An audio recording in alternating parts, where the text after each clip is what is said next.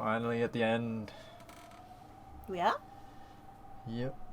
After this, it should be the end of the question arcs. We can finally start getting some answers. You've received enough answers. No! We're gonna do a little bit of a recap first. Right now? Yep. Are you sure? Yeah. What's next though? We need to. We need to? Okay. We need the context. Well, I've forgotten most of it from the, very, very, very beginning. Well, we've got a tips menu, so it shouldn't be too hard. Okay. Yep. So, I guess we're ready. Start. Ready to start! I will probably still forget things. I've already forgotten things. Okay. Sorry. The second day. Is this the second day? No, we're starting all over again, aren't we? The second day on the island. Well, this is after Battler's... The game's been left for ages now, isn't it? And then they've come back because it's been stuck on the second day. Yeah. Okay. I'll just say that. Yeah. I don't have a clue what's going on. Please, someone explain in a way even I can understand. What happened yesterday? I was in the kitchen of the mansion, grabbing some food without permission. If you open up that massive business class refrigerator, you can find anything. You can eat and drink as much as you like. Even if the typhoon didn't clear up for a week, I'd have more than enough to eat. With wine in one hand, I was helping myself to some dry curd ham. I wonder just how expensive this wine and ham are. You ingredients are out of luck too. If only you'd had Goda-san to cook you, you could have been reborn as much more incredible food. I looked at the clock. Very soon it would be midnight. October 5th, the second day, would end. The insane October 4 yesterday seemed like a lie. That's how much nothing had happened after that testing. Nothing happened. No phone call came, and no letters came. No person came, and no one attacked me. Nothing happened at all. I want to start demanding a refund on all the time and energy that tension stole from me. Because after that, for an entire day, a full 24 hours, nothing happened. So surely, nothing's going to happen now. Well, yeah, because Beatrice is, revived. Is she normally revived before the 5th day? 5th day? They're there for 2 to 3 days. What are we on the second day? I meant this the is like second day. Minutes away from the 3rd day. It usually ends on midnight of the 3rd day. Yeah, that's what I thought. Feels like it's finished early. Yeah, you could say that, because the adults and servants escaped, and then they just got wiped out straight away. Yeah. So they just, used that as the ceremony. And then they had the whole, I don't want to finish this game thing. Yeah. So... Okay. A full 24 hours ago, Beatrice called me to the spot in front of the mansion's entrance. There I was given a strange test to determine the successor to the headship or whatever. I gave a serious answer in my own way, but it somehow hadn't meshed with the other side. Beatrice got pissed for no reason and fell silent. I yelled at her to try and say something, but she gave no answer. When I asked where Maria was, she just told me to go to the chapel and left. To tell the truth, it was an anticlimax. No matter what kind of weird test you give, at least tell me whether I've passed or failed. Are you trying to say, thanks for coming, your results will be mailed to you later, or something? Quit messing with me. Anyway, I then headed to the chapel. After failing their tests, both George, Aniki, and Jessica were killed. I couldn't let Maria get killed too. Also, I might get a chance to catch some person trying to kill her. As a little kid, I often heard from Jessica that you'd get in trouble if you went near the chapel. So I'd never been there, but I at least knew where it was. I couldn't find any trace of a person there, but there was a key bundle lying in front of the door. I thought this might be someone telling me to open the door, but after trying all the keys, I found that none of them fit. I also called Maria's name, but there was no answer whatsoever. I searched around the chapel, but there was a limit to what I could do in the pitch black with just a flashlight. I realized that this key bundle might be a set of master keys, which could make it possible to open the door to the mansion. I found no sign of Maria, so I returned to the mansion. The mansion was wrapped in silence, and in a horrible stench. However, it's amazing how good humans are at adapting. The inside of the mansion must still be wrapped up in that smell. However, I grew completely used to it and stopped minding it. It didn't seem any worse than any old house where someone had burnt some meat. At first, I was bewildered by the stench, but I decided to head to the dining hall for the time being, and found those corpses that were so pitiful. Goda-san and the rest had hesitated to speak of them in detail. It was the remains of Aunt Nasuhi and the others who'd become the first victims. Half of each head had been completely split open, and it was so gruesome that even without knowing a thing about examining corpses, I could say that they were 100% dead. And on top of that, the remaining halves of their faces were left like normal, so it was even easy to identify them. Really convenient corpses these were. And in addition to those 6 bodies, was one more.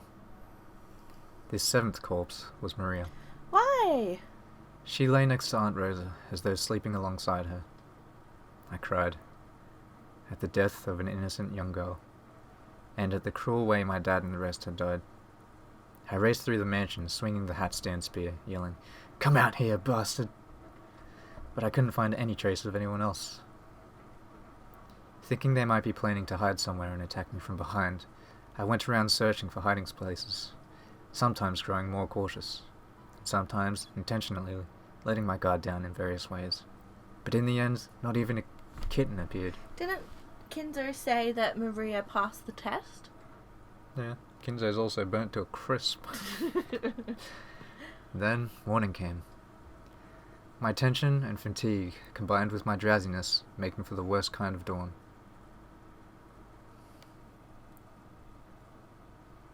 Humans are pretty incredible. Even when a murderer might be hiding somewhere, we prioritize drowsiness and fatigue over our own lives. By that time, I was starting to feel pretty ridiculous. After all, for a full 6 hours before dawn, I'd walked around the mansion, yelling at the culprits to show themselves. My search had been a careful one, and I'd tired myself out, and let my guard down. Even so, no one came to attack me. Basically, I lost patience with them and figured they could do whatever the hell they wanted. The boat won't come until the typhoon passes. They said on TV it won't pass until tomorrow, so I've got another full day today. Lazing about lost its interest. And even though I knew it would probably make the police mad, I decided to play detective a bit. Give us the answers, battler. First was the dining hall, where the very first murder had occurred. The 6 who had been killed in the beginning really were pitiful. The weapon used was probably a gun. Maybe their heads were split by something powerful like a magnum bullet or a shotgun. It was a reasonable theory to hold. Compared to that, the 7th corpse, Maria had died in a much better and cleaner way. At a glance, I could see no external wounds and didn't understand how she'd been killed, but by her mouth were traces of bubbles that she might have spat out, and it looked like a typical death by poisoning that you might see in a TV drama. Wasn't Maria called out to the chapel and given a test? So why was she in the corpse-filled dining hall, lying next to her mother dead? Even if the corpse of death was poison, who gave it to her? Her clothes weren't disturbed at all. It's hard to imagine that she was forcibly pushed down and given an injection of poison. It's probably better to assume that she was given a capsule of poison or something and made to swallow it. But compared to the scattered and violently mutilated corpses in this room, Maria's corpse was too clean. If they had a gun, they only needed to pull the trigger. But poisoning, whether by having her drink it or by injection, would take a lot more effort. Considering the culprit's brutal nature, You'd think Maria's death alone was given special treatment. Why was only Maria given a sleep-like death? True, being killed is always a pitiful thing, but for some reason, Maria's death alone seemed very courteous to me. Both of Maria's hands were joined on her chest as though the dead person had put them there herself. Did Maria do that herself before dying? Isn't this usually something done by someone else after the person dies? As though, sleeping with her mother, whose head was half crushed, Maria dozed in peace. For some reason, that contrast really bugged me. Including the direct cause, it's probably safe to say that Maria's death is shrouded in mystery.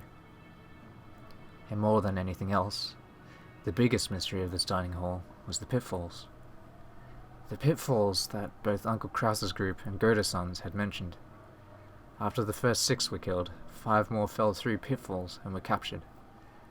What are pitfalls? Those things that suddenly open up and you fall through them, right? The room had a solid floor with a carpet that looked dignified, if a bit worn out. No matter how you looked at it, it was a single piece. If a pitfall had opened up there, there would have to be a seam just in that place. And if there had been some trick like a pitfall, wouldn't it creak when you walked on it? No matter how much I walked around, feeling the carpet, I just couldn't imagine that a pitfall was hidden here. Anyway, it'd be one thing if a single person fell, but a full 5 people did. By putting together everyone's stories, each one of them had fallen from a different location. So at the very least, there had to be 5 separate places with pitfalls. What does this mean? Was this room actually made with pitfalls across the entire floor? So by pushing a button, you could open up a pitfall in the location of your choice? Some kind of contraption like that? That kind of ridiculous mechanism would be surprising even in a ninja mansion. But if Dad and the rest had heard about this, I wonder if they'd say, I wouldn't put it past grandfather to do it, to make it.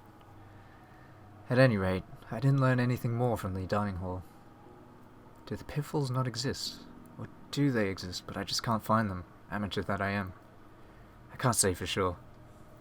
Since they claimed that the pitfalls were there, I can't ignore them, even if I can't find them. The next ones to be killed were Jessica and George Aniki. I discovered George Aniki when I'd been called out for my test. He had been called out to the arbor in the rose garden, and probably shot in the forehead with a gun.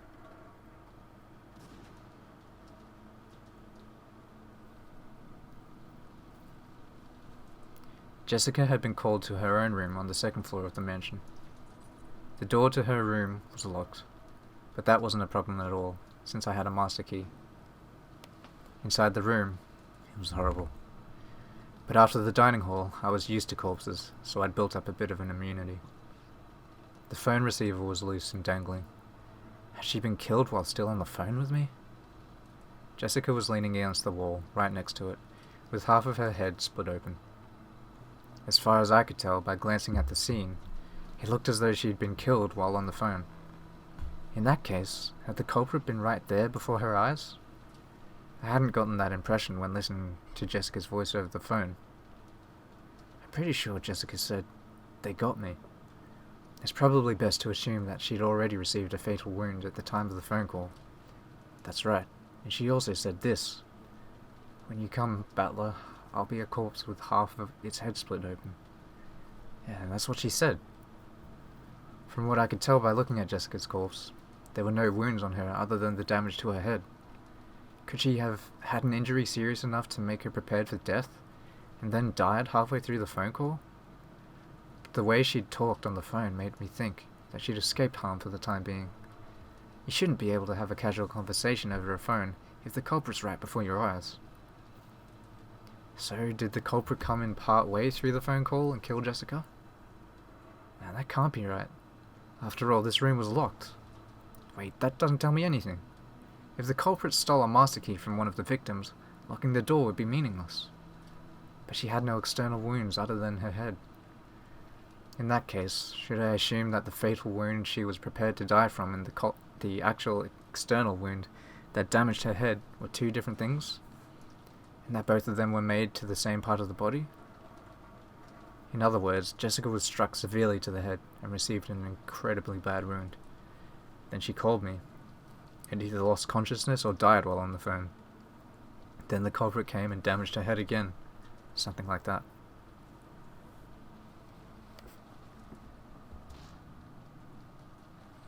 After being called to this room, Jessica was attacked by the culprit and received a serious injury. Then the culprit thought she'd been killed and went away for the time being. But Jessica miraculously started breathing again and called me with what would become her dying message. Then the culprit realized that they'd failed to kill her and rushed back to deliver the final blow after Jessica fell unconscious from massive blood loss. That seems to add up, more or less. Except for how Jessica was able to accurately predict the nature of that final blow. And there was one more thing that bugged me about the phone call from Jessica. Jessica had said this: "George and your son's done for too. That was an instant death." She said it almost as though she'd witnessed George and Nikki being killed.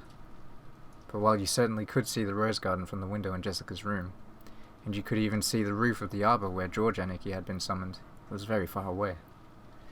And on the fact that it was the night of the typhoon, and it's very hard to imagine that she was able to witness everything that happened by the arbor from this window. And more than anything else, Jessica left before George and Nikki, so she shouldn't have known that George and Nikki's test took place by the arbor.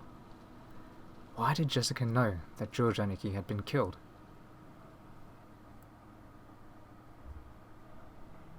Also, during my search of the entire mansion, I found Kitty A-san's corpse as well. It was in one of the old guest rooms at the back of the first floor. In the past, before the construction of the guest house, the relatives had spent the night in these. Kitty A-san's situation matched Jessica's perfectly. She'd probably been killed during their phone call with me. The receiver was hanging untidily, and Kitty A-san lay crumpled in that corner. But the way she had been killed was very different from Jessica. Her head wasn't smashed. Instead, a stake with an occult design was buried into her forehead. It was so gruesome, so I pulled it out. After pulling it, I realized that this might get me into trouble with the police later. So a little too late, I set it down by Kitty A-san's side. The tip was sharp and stained with enough blood that it must have penetrated fully to the brain. I didn't know what kind of metal it was made of, but it was about as heavy as a paperweight. Certainly, if you were stabbed all out with something like this, it might cause a terrible wound. I thought they were wooden stakes, not metal stakes. Metal stakes? I don't think it's ever mentioned what they're made of. Hmm. Why would they put wooden stakes? For some reason I thought it was wooden stakes. Not vampires. Or are they? I probably knew what that stake meant. It's one of those. The style of killing from the fourth Twilight onwards is the witch's epitaph. It's probably that gouge with a stake and kill thing. However, a human skull is very firm. No matter how much someone mustered their strength, could it really have been pierced so neatly? No. By my reasoning, this stake wasn't the cause of death, but had just been used to damage the corpse after death. She was probably killed with a gun or something like George Aniki, and the stake had been stuck into the hole left by the gun. Thinking of it that way makes it easier to accept. But was Kirie-san really killed with a gun? As she said on the phone, even though she was holed up inside a locked room, Kirie-san was being attacked. In fact, this room had been locked. Also, she mentioned a gold thread or something flying in and attacking her. In fact, there were 4 places around Kirie-san's corpse, with holes that could have been caused by some kind of attack. But a golden thread attacked her through the keyhole? I looked at the door from Kirie-san's perspective. If it had been one of those old keyholes you see in old mystery movies, where you could peek through to the other side, then it would have clearly been possible to stick something through it. But even though the doors in this mansion were old-fashioned, the locks were the familiar, average cylinder style that you could find in any normal house. In other words, they weren't constructed in a way that would let you penetrate through them. So no matter how thin an object you might try to stick through the keyhole, it's unthinkable that something penetrated through from the outside and attacked. A cylinder lock. And a keyhole. But despite that, Kirie-san definitely said that something like a golden thread had flown in through the keyhole, spun around while aiming for her, and attacked. A gold thread attacking through a keyhole. I couldn't understand what it meant at all. But even so, Kirie-san probably predicted that I wouldn't be able to understand all this. And it wasn't just Kirie-san. Jessica said it over the phone too. No, since the very beginning, from the time we talked with Goda-san and Kumasawa-san and got the phone call from Uncle Krause's group. Everyone has said the same consistent thing. Grandfather summoned witches and demons and is killing people with magic. They'd been shown that right before their eyes. These weren't tricks or fakes. There was no choice but to believe it. With one voice, they had all said that. When the mystery woman calling herself Beatrice appeared, even I had pretty much believed that she was a real witch and might start summoning goat monsters right and left. However, after being left alone for a whole day, my feeling of tension had faded completely. I was now able to think that something so stupid definitely couldn't be true. Did they lose their heads a little in an extraordinary situation where their lives were exposed to danger? And mistakenly think that a witch was attacking them with magic? But multiple people gave the same kind of testimony, and on top of that, none of their opinions conflicted each other. If it had just been a single statement, I'd be able to suspect that they just didn't see what they thought they saw. But doing that now is pretty difficult.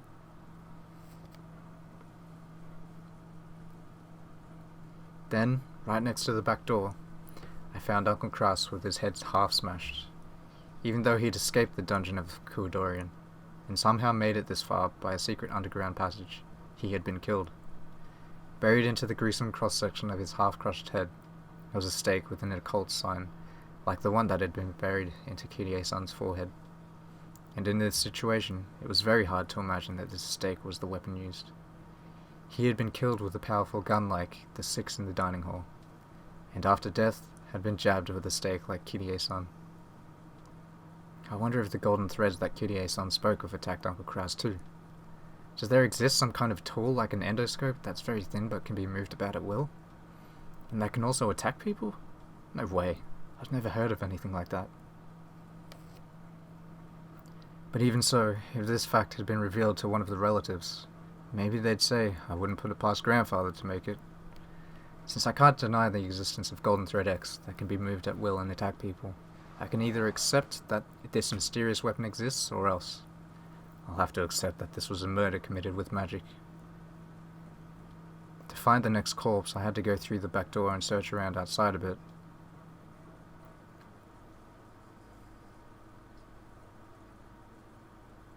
Behind the mansion, in the wild-grown bushes that were almost swallowed up by the forest, there was something like an old well. And right next to it were Dr. Najo and Shannon-chan's corpses. Both corpses had their heads smashed, and though they weren't stuck in, there were stakes lying right next to each damaged head. Each corpse was atrocious, but having to look directly at Shannon-chan's lovely face, which had been half blown away, was very painful. Then there was the well. I'd heard that inside it was a secret underground passage to the mysterious mansion Kuodorian. By this time I'd begun to think that Beatrice and her accomplices might have used this underground passage and left for Kuodorian. Even though there had apparently been at least 10 of them, I hadn't seen any trace of anyone. It seemed very likely that they'd already escaped to a different location. There's the typhoon. They can't go out to sea. It goes the same for the forest. There's no way that they could traverse such a deep, uncultivated forest on foot. In that case, they had only one place to go, the mysterious hidden mansion, Kuodorian, through the secret underground passage at the bottom of the well. By this time, I had entirely lost my fear of being killed if I happened to come across the enemy. Don't mess with me. This time I'll storm into your mansion. Ah, what the hell? Damn it. The old well had a firm cover on it. The cover was an iron grill. The gaps between the bars were perhaps 20 centimeters across. You could peer inside, but it really wasn't something a human could pass through. If I hadn't known any better, I wouldn't have thought it anything more than a simple cover to prevent falls.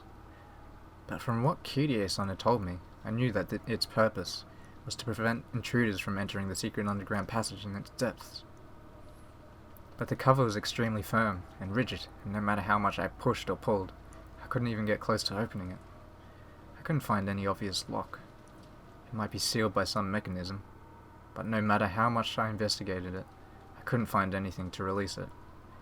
The biggest piece of information Kyrie-san had tried to give me, gambling her final moments, was the underground passage in this well. Don't think I'll be stopped by something like this cover. I'll smash it to bits.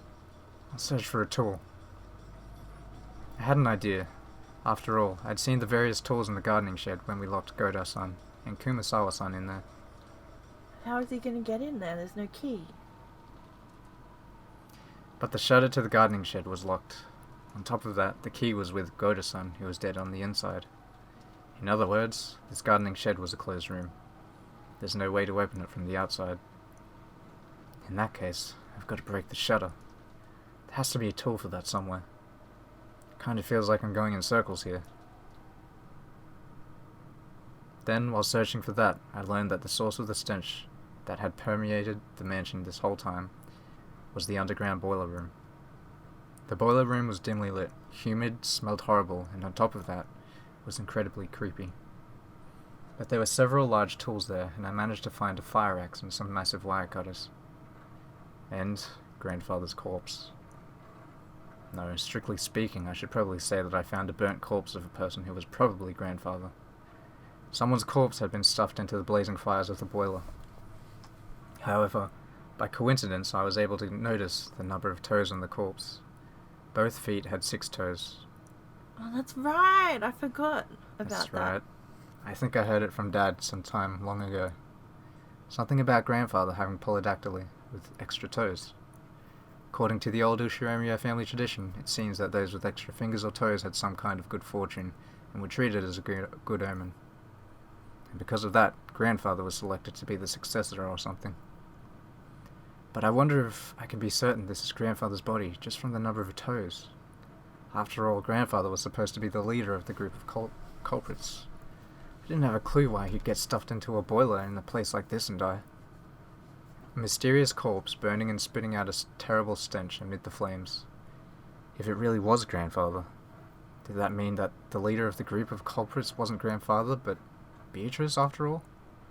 Grandfather was used because he was convenient, and was then thrown away? Unfortunately, it didn't look like I'd be given a chance to hear grandfather's side of the story.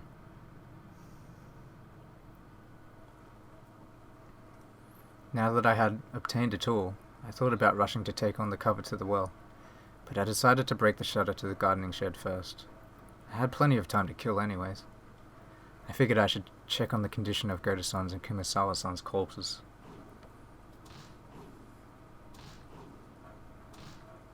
I hit the shutter with the axe, breaking into it, stuck the wire cutter into the crack, and scissored around, opening up a hole. Then I faced Goda-san and Kumasawa-san's corpses once more. As a result, I learned a new fact. First, they had not died by being hung by the neck. Both of their feet were solidly on the floor, and on both of their foreheads were signs that they'd been shot with a gun. The loop seemed longer than a normal noose. On top of that, the length was different on each to match the height of each person. In other words, the length had been adjusted so that both Goda-san, who was tall, and Kumasawa-san, who was short, had their feet solidly, but barely on the ground. Also, while the ropes carried both of their weights as their heads lolled, both of them had some slack below their knees. This meant that if they'd stood up with these loops around their necks, there would have been some extra length. In other words, these loops wouldn't have been that great for hanging people. The direct cause of death was probably a shot to the head. It was gruesome. Their insides were still dripping out from those gaping holes, staining their faces a deep red. It's probably best to assume that they were there, then hung, pulled up, and left exposed like that. If they'd been shot with a gun, they would probably have been lying down on the floor. If that had been the case, you wouldn't have been able to tell They were dead, even if you peeked through the window. The mountain of stuff would have gotten in the way, so if they'd been lying down, they would have been hidden. To make the deaths of those two known to the rest of us who couldn't go inside, they would have had to hang them like this, making it visible from the outside. Was this done to get back at us for thinking that those two would surely be safe if we left the key with them? I wonder where the shutter key we gave Goda-san, which should have ensured their safety, is now. That key was in the pocket of his trousers. The gardening shed key had been kindly left there, and even the plate was attached. In other words, the gardening shed had been a closed room after all. And that gave rise to another question, because this can't be explained by a hanging. If they didn't commit suicide, then those nooses were set up by the culprit. It might have been possible to shoot them through the window, but it's really unthinkable that someone could have tied 2 loops to the beam from the outside. And furthermore, there's no way they could have lifted up the heavy corpses. In other words, to do all of this, they would have had to go inside. But the key was in Goda-san's pocket, and the shutter had been locked. In other words, the gardening shed had been a closed room.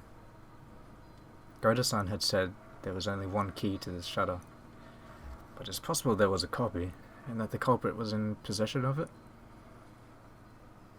If we're allowed to theorize that there actually was a duplicate of the gardening storehouse key, and Goda-san just didn't know about it, then this isn't even a closed room. But why is it that, despite the fact that almost all the other corpses were shot to death and left almost completely alone, just these 2 corpses were intentionally hoisted up? I couldn't help but feel something a bit odd about that. After this, if we assume that the mystery corpse in the boiler was grandfather's, the deaths of 16 people have been confirmed. There were 18 people on this island. I'm here, and there are 16 corpses. Kanon-kun's corpse is the only one I haven't been able to confirm. Where did Kanon die? He died climbing up the well. Oh, that's right. So he fell back into the well. But if he could have gone back to Kuwadorian, I guess. Potentially, if he was, If he survived. If he survived, yeah. What are you doing? I'm trying to move the chair. Just CSI right now. According to Kirie-san, he had been killed while climbing out of the well and had fallen down into it. So with the well closed up like this, it's impossible to check. I tried shining a flashlight through the bars down into the darkness in the depths of the well, but it seemed that the jet black darkness had no intention of showing me its depths with the light of that level. It looked like I'd have to break the bars after all. Using the axes and things I'd dragged from the boiler room and the gardening shed, I tried breaking the cover of the well. But the metal bars were extraordinarily sturdy, and breaking them wasn't easy. I hit them with the axe over and over until my hands started feeling weird, and eventually gave up on breaking them. It's impossible. If they were at least wood, I might have been able to break them. But this metal... That's right, there's no way you can slice through metal bars like butter with a human strength. I can't even begin to understand that story about how Kanon-kun cut through the metal bars. I heard that a light, red laser beam grew out of his arm, and then he sliced through the metal bars like he was cutting through butter. Cutting through metal bars like butter? And what's with the red laser beam? Does that mean he secretly had a burner on him or something? And used that to burn through the bars? Still, just what kind of laser could cut through metal bars like butter? It almost sounds like the kind of laser beam you'd find in those robot anime I'd loved as a kid, doesn't it? Does something like that actually exist? And how did Kanon-kun get that laser beam? Furniture. No matter how much I want to ask him, he's already been killed. Plus even his corpse is now in the depths of the well, beyond this cover. If Kanon-kun could slice through the metal bars, I'm sure he could handle this metal cover in a single swing. It feels just like the closed room Goda-san was locked in while holding the key. Only one person could open the door, but they're locked inside. If only I had that power of Kanon-kun's, I'd be able to do something about this cover myself. Just who is Kanon-kun? He couldn't really be a non-human being capable of using a strange power, right? Kirie-san told me to believe in witches, and I even met an insane woman calling herself one. Could Canon-kun possibly be a human on the witch's side? Or else the culprit? What the heck? Am I gonna start treating him like the culprit just because I can't find his corpse?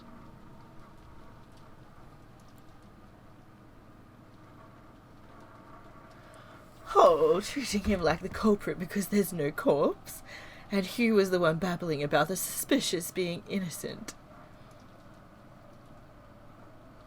Very well, I couldn't bear having you push all the crimes on Canon and building a human culprit theory that way. I will guarantee it with the red. Canon is dead. Among the 5 people in Kirie's group, he was the first to die. In short, he was the 9th victim. Since there's no corpse, I can't say for sure that Canon-kun is dead. So, my whispering in red does not reach the piece, you... But it did reach you, right?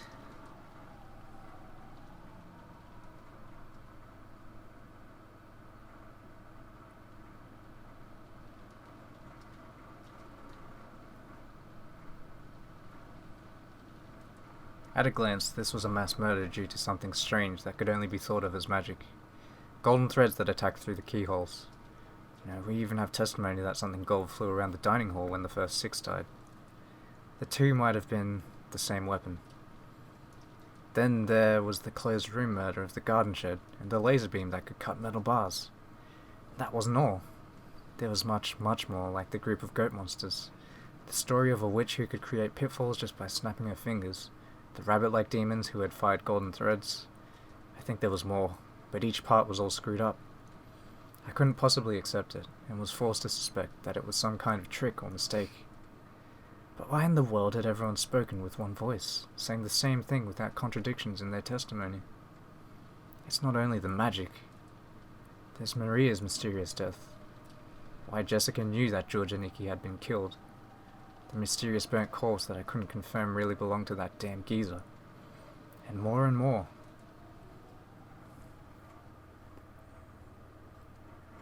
All stuff I don't get. I tilted the wine bottle up and gulped. I don't have a clue what's going on. After dinner last night, the kids were chased out and told to go back to the guest house. And then there was a massacre in the dining hall.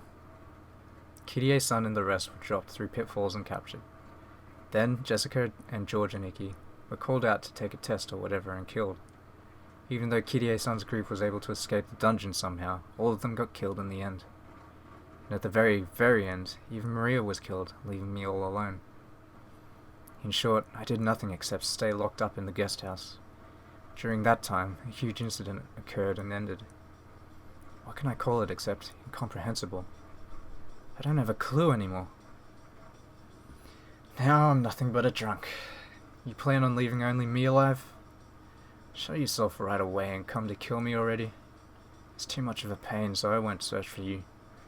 You show me your true form yourself. I won't run or hide, so come at me with arrows or bullets or whatever. I haven't gotten any sleep since yesterday, so I'm incredibly sleepy. You want to kill me? Go ahead. I decided to return to the guest house and boldly rest in a bed. When I exited the kitchen and passed through the lobby, that portrait of the witch came into view. The big clock did too. It was almost exactly midnight.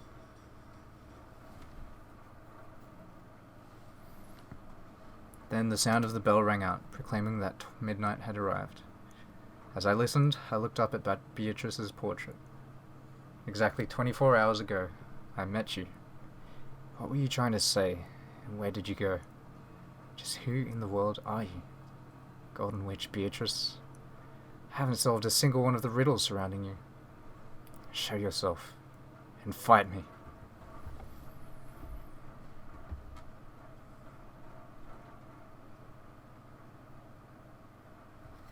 Then, the witch showed herself. Like a guest of honor finally appearing, she showed herself on the landing at the top of the big staircase. So, you finally show yourself. I've been kept bored for a whole day. Correct. I gave you a whole day. Was that enough for you to fully exercise the rights of the human side? Yeah, I was bored after all. I did a heck of a lot of it. Angie was a good piece. Don't you speak Angie's name. She appeared through a miracle, sacrificed herself, and gave you the tenacity required for certain victory. Don't you speak Angie's name. That brutal death was something you needed. If you hadn't seen that death, you wouldn't have grown serious.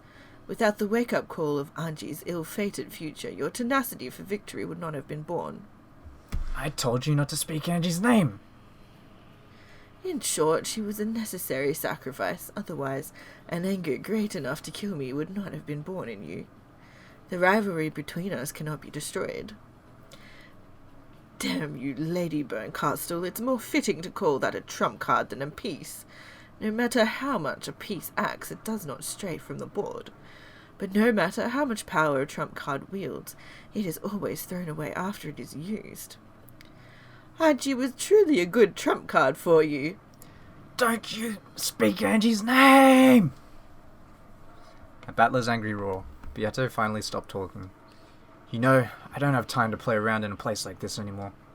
Even a tie will keep Angie waiting. So I'll break through you, take my family, and go back home.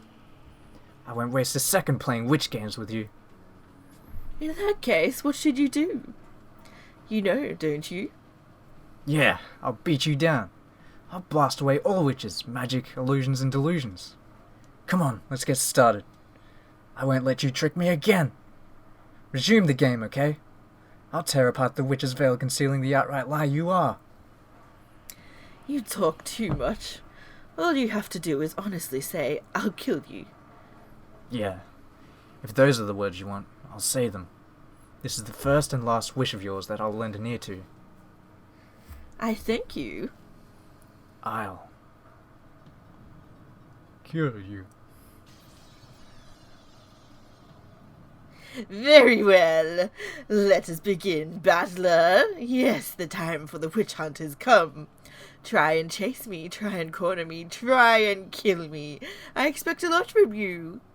Try and show me what your little sister gave you in her last moments. Bring it on! Battler's cry burned the world with a white light, and if you opened your eyes amidst the darkness, the two of them could be seen in a rose garden. The power of the song is here. Who shall make the first move? Me. How bold. In the rose garden, beautiful rose petals danced. The colour of those rose petals was red. Did the fact that they faced each other in this beautiful rose garden prove or make claim to a red single truth? That must have been why the roses are red. But in the language of flowers, roses represent passion, not truth. The flower for truth is a forget-me-not, and that flower is blue. I'll bore through everything with my blue truth. From the very beginning of everything. I'll start from the very first game. Very well. Let's see what you've got. Come. Here I go. I've already proclaimed it, but I'll say it again. This isn't just for the murder of Dr. Nanjo in the last game. This'll tear apart every scene from every game since the beginning. Ushiromiya Kinzo is already dead, so the true number of people on the island is 17. By adding in an extra unknown person X, that makes 18 people. By supposing the existence of this person X, the crime is possible, even if all 17 people have alibis. By this, even though the number of people reaches 18, it's still possible for culprit X to exist and carry out crimes, even if all 18 people seem to have alibis. You can break through all of the murders in episode 1 by supposing an unknown person X. Furthermore, it's even possible to explain the mystery of Kinzo's evaporation from the closed room, sealed by the receipt, by making the bold assumption that Kinzo wasn't there in the first place. That's right, so Ava left a receipt in the door while they went to check on Father. And then, I think it was still there, so she was like, he couldn't have left the room, but he disappeared from the room somehow. Unless Beato counters this with the red truth, the illusion of the witch from episode 1 has been completely smashed. This blue truth is valid. The wedge of blue truth that Battler had thrown stabbed right through the top of Beato's left foot. Was the red blood pouring out from there? A protest being made by her red truth? Beato shut one of her eyes tight, enduring the unbearable pain of the blue truth that denied her. Not bad. But I mustn't be denied yet. I mustn't be killed yet. This is not yet enough. In the subsequent games, there were mysteries that couldn't be explained with that alone, right? Which mysteries? In the final stages of the second game, George took Koro and Shannon with him, barricaded them in Natsuhi's room, and was killed. The key that unlocked Natsuhi's room was locked up inside the room, and all of the remaining keys that could unlock that door were in Rose's hand. Even if a culprit X existed, it should have been impossible to construct that closed room. The blue wedge that pierced Beato shook. She was resisting, fighting to pull it out. No, that doesn't shake my blue truth. If culprit X were to obtain a master key, that's not even close to a closed room. No, it was impossible for the culprit to obtain one. All of the master keys were under Rosa's control. But that's meaningless if Aunt Rosa was the culprit. Aunt Rosa handed a key over to culprit X by some method, assisting in the closed room murder. And after that, she retrieved the key by a similar method. Too naive, Beato. I'd already guessed that much at the time. Yes, you did, didn't you?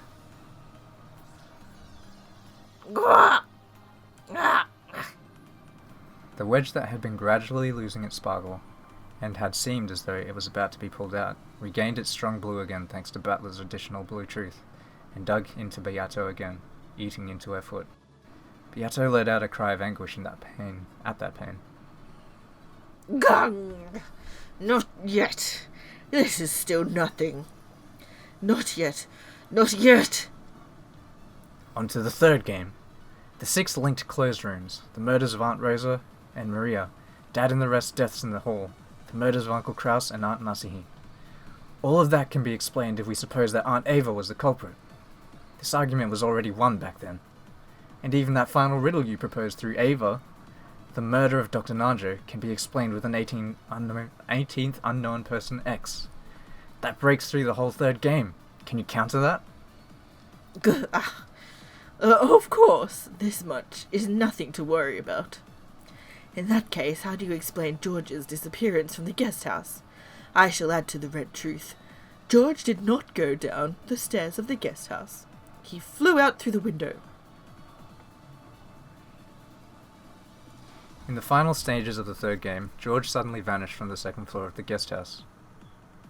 Ava, who had been on the first floor, claimed that no one had come downstairs, but because of the blue truth, George could have snuck down to the first floor and escaped while Ava was busy carrying Krause's and Nasihi's corpses outside.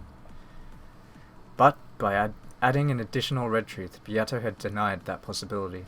To go outside without going down the staircase to the first floor, he would have had to leave by the window. But all of the windows had been locked from the inside. So what? It's just like you said. He flew out the window, right? There was a lawn, so he couldn't tell if he'd jumped down. And it was raining so hard, any light traces would have disappeared. I'll use the red truth again. All windows and doors leading to the outside were locked from the inside. Furthermore, it is impossible to lock any of those from the outside. George had no technique by which to lock them. I'll use more of the blue.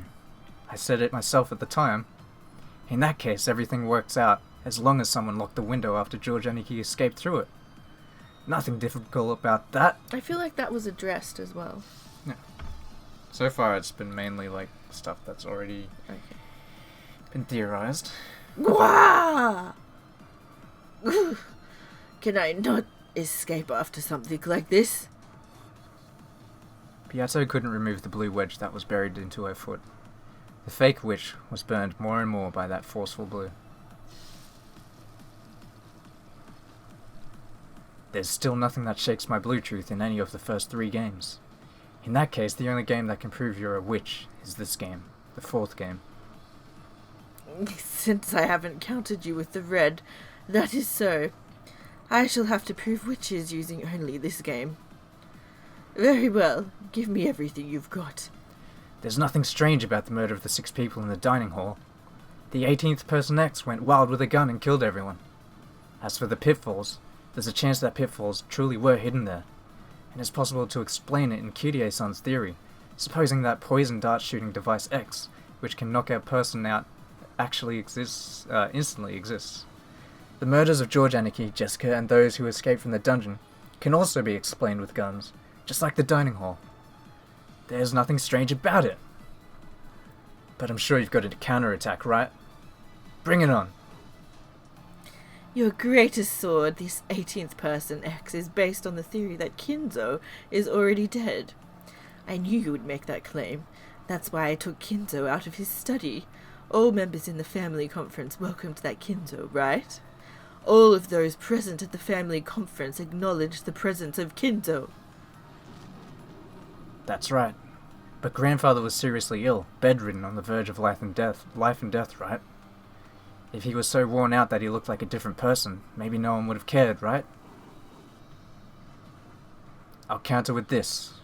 That grandfather was a different person, a body double. A different person the relatives mistook for grandfather. Then I'll counter with this. No person would mistake Ushiromiya Kinzo by sight. No matter what disguise might be used, they would not mistake Ushiromiya Kinzo by sight. Then I'll use this. In the second game, when you announced with the Red Truth that there were 5 Master Keys, even though there could have been more than 5 in the first game, you changed the premises of the later games. So, it's possible that Kinzo's life or death status was changed for the fourth game alone. Therefore, Kinzo's presence in the fourth game doesn't serve as proof that he was present in the previous games. Therefore, even if we suppose that 6 murders in the dining hall were carried out by grandfather, it contradicts nothing. Then let me counter this way. Kinzo's life or death status is the same at the start of all 4 games. The setup was not different for the 4th game alone. Repeat it. Kinzo was alive at the start time of every game. I refuse to repeat it. I won't answer, Battler. I won't give you the red truth you so desire. Damn, you're standing in my way, geezer. Are you putting yourself on the line to protect Beatrice, the most beloved witch of yours? Swaying, that damn geezer came into view. Is he trying to be some kind of knight, blocking the path between me and Beato? Butler, are you capable of surpassing me?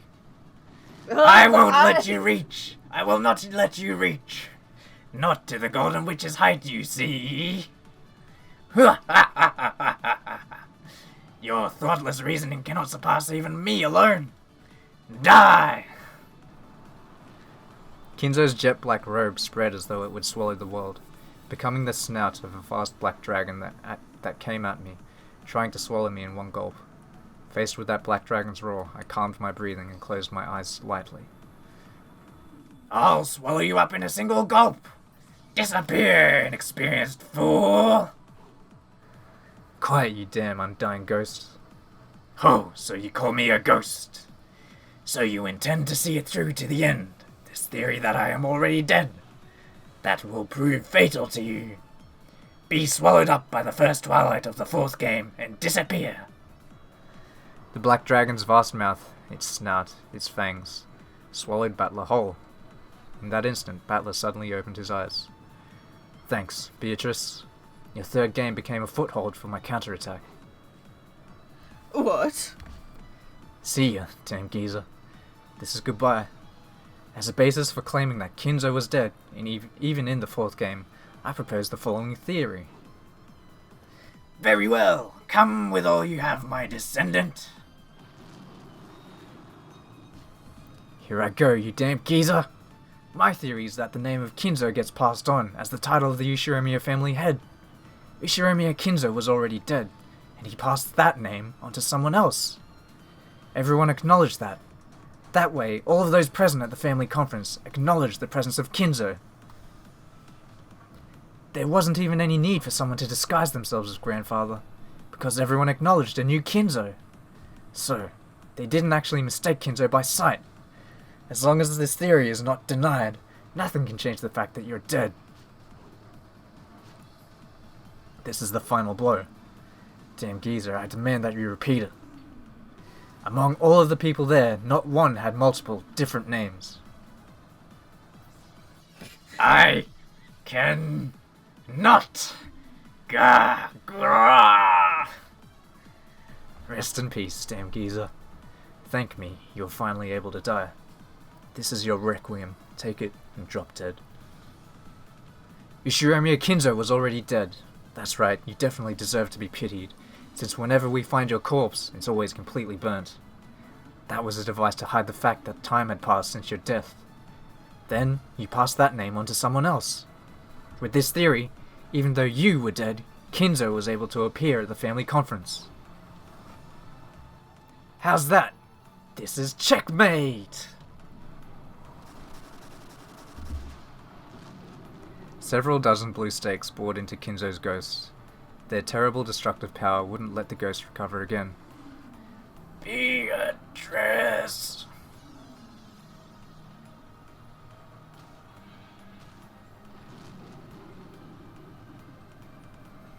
Kinzo, thank you for everything. Rest in peace. I will not forget my time spent with you.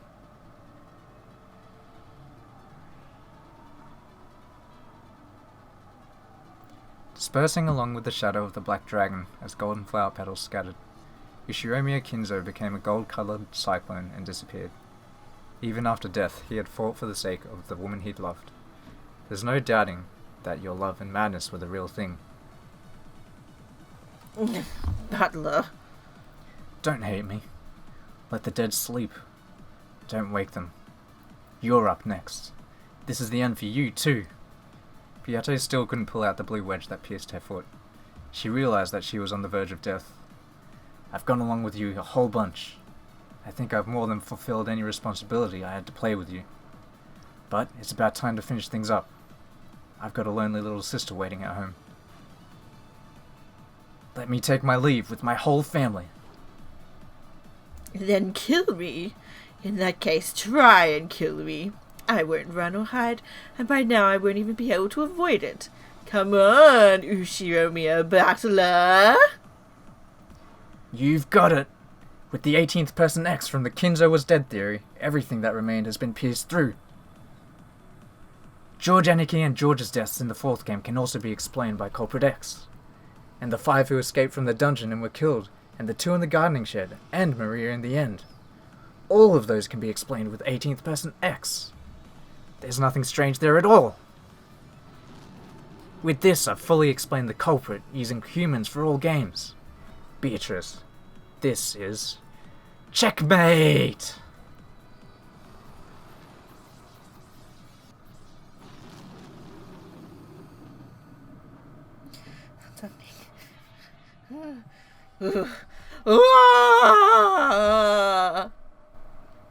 Beatrice, who couldn't dodge, had several blue stakes driven into her and was skewered. Why do I feel like she's just gonna get back up again?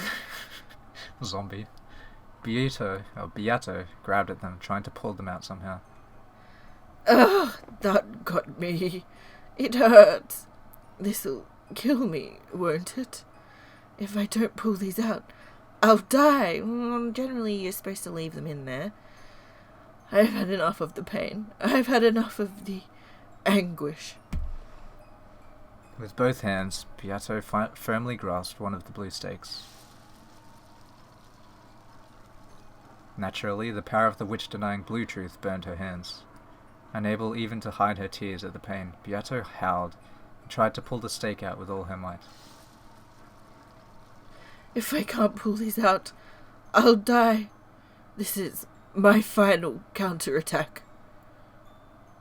Then, Battler, how do you explain my several acts of magic? The very first time those appeared was in the second game when I fixed Maria's pumpkin marshmallow. At that time, Rosa definitely witnessed that magic. Certainly at that time, Rosa witnessed gold butterflies gathering in the fixing of a marshmallow by the miracle of magic. Rosa alone witnessing it isn't very credible, right? That's why I increased the number of witnesses to the uppermost limit later on. Which is what happened in this last game. The summoning of my minions. and brutal murders due to magic. All of those were witnessed by a great many people. That is itself proof that my magic exists. How do you explain that, Ushiromiya battler?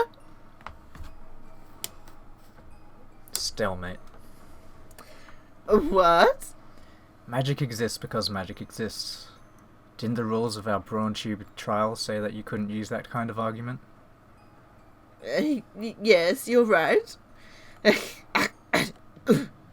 No matter who or how many people witness magic, that cannot become proof of magic's existence.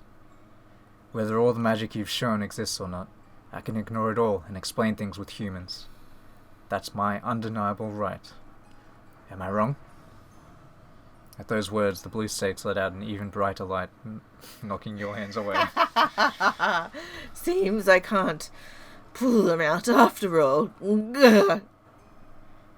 As Butler is now, even if I pull up a witness for each individual bit of magic and demand an explanation, he'll probably use some kind of move to deny all of them. Not just the magic with the marshmallow I showed Rosa, but all the miracles of magic. So I can no longer even claim to be a witch without questioning him about something like how a marshmallow was fixed. I am in such an inferior position that I must fight over such trivialities. It may be impossible for me. I know that. This was to be a game without victory from the very beginning. So it was only natural that the day of my defeat would eventually come. Have I fought up until today just to lose to Butler? I began the game thinking I might be able to win. Even if I wouldn't be able to win easily, I believed that in a game repeating endlessly, a miracle would eventually occur. After all, I had certain willpower on my side, an unwavering desire to win with certainty. However, I've now lost that miracle completely, and that certain willpower resides in Butler, leaving me certainly without even a 1 in a million chance at a miracle. Or perhaps I should say, I have been left without a miracle or certainty. I will have no victory and no end through a tie. The only resolution allowed me is to continue on resisting until defeat is given to me in this game. That's right, I am fighting, only to be killed by Butler. I looked into Butler's eyes. That which was reflected inside them wasn't me. The figures of the little sister waiting for his return and the family he had to bring back were reflected in those eyes. To him, my existence is already not even that of an individual. Obviously, from the very beginning, he has been trying to deny the individual that I am.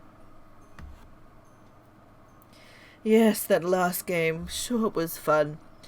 I was only tricking him a bit, but for just a short period of time, it felt like we understood each other, and that was fun. That's right. I should have made my move then.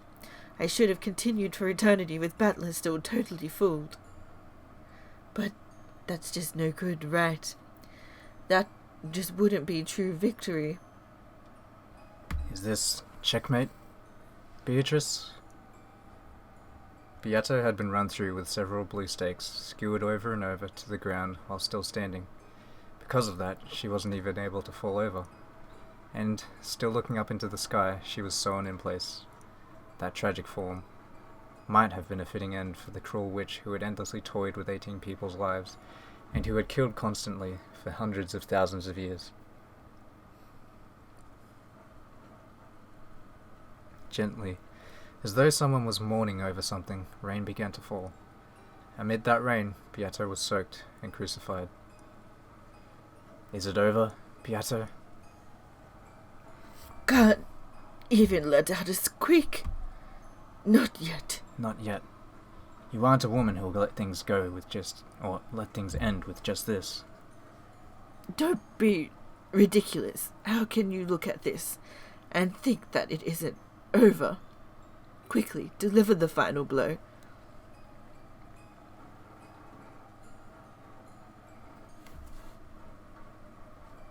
Just say it. With your blue truth, according to this, witches do not exist. Say it. Just say it. With that single blow, just put a stop to my breathing. It's useless. Oh? So you would expose me to even further shame? Isn't it settled already? Stand up. Our brawl isn't over. Not over, you say? That just now wasn't you losing. You just stopped and gave up. Isn't that enough?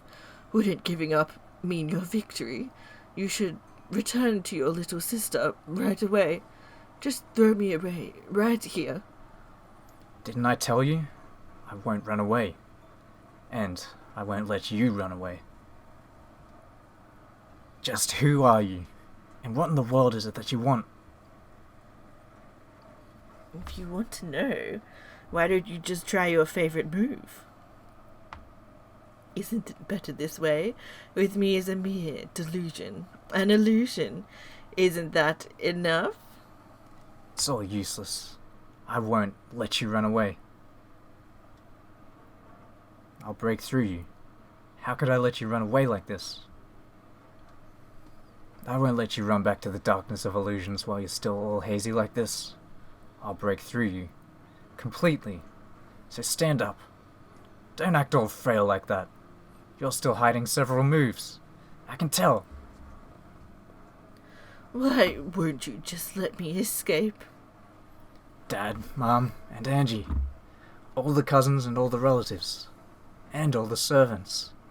You toyed with them so much and killed them. I definitely won't forgive that inhumanity.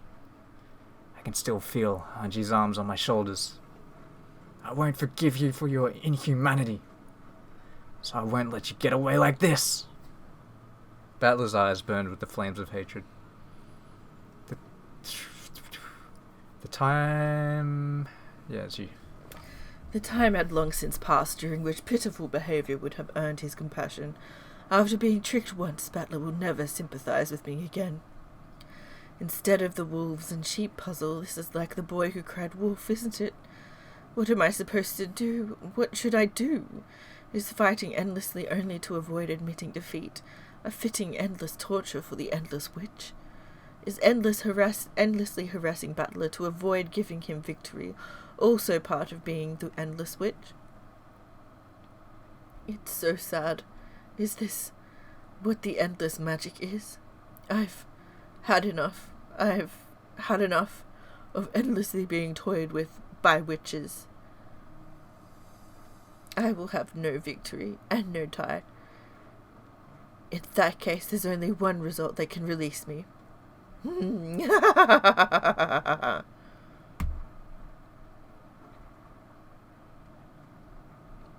Since the time I succumbed to the path of witches, since the day I made that contract with demons, it was promised that I would meet my end through tragedy, was it not? What's wrong? Golden Witch Beatrice? If you are the ruler of Rekenjima, show me a majesty fitting for that, even at the very end!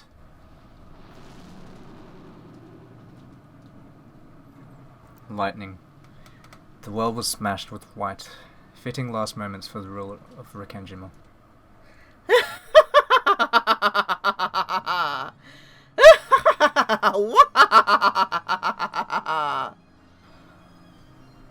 Still pierced by the blue stakes, Beato faced the rainy sky and let out a cry of laughter. Then she slowly raised her face and stared at Battler. Fool! Just when I was about to praise your good fight and hand over victory, you shall regret that pride. This isn't something for you to hand over. I'm gonna take it from you. The same goes for you, right? You could never accept an easygoing victory where I say, maybe witches exist isn't so bad. Maybe witches existing isn't so bad. Isn't that the very reason you intentionally fell apart like that at the last time? That's right, last game. You took pity on me just once, didn't you? So now I'll pay back that debt. Stand! My enemy, my golden witch, Beatrice!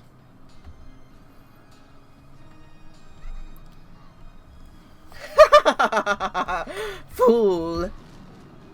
You fool! You simpleton!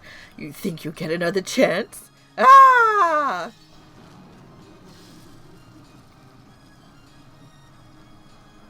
When Beato yelled, the blue stakes that had pierced her chest blew to bits and disappeared. However, the blue wedge that had pierced her foot in the very beginning did not vanish. You can't pull it out yet. You can't pull out the blue truth of the 18th person X. I will respond to one thing you told me to repeat.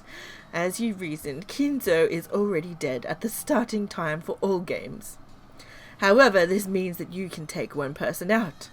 Before now, I have proclaimed that no more than 18 humans exist on this island. I will lower that by 1 for Kinzo. No more than 17 humans exist on this island. That excludes any 18th person. In short, this 18th person X does not exist. This applies to all games.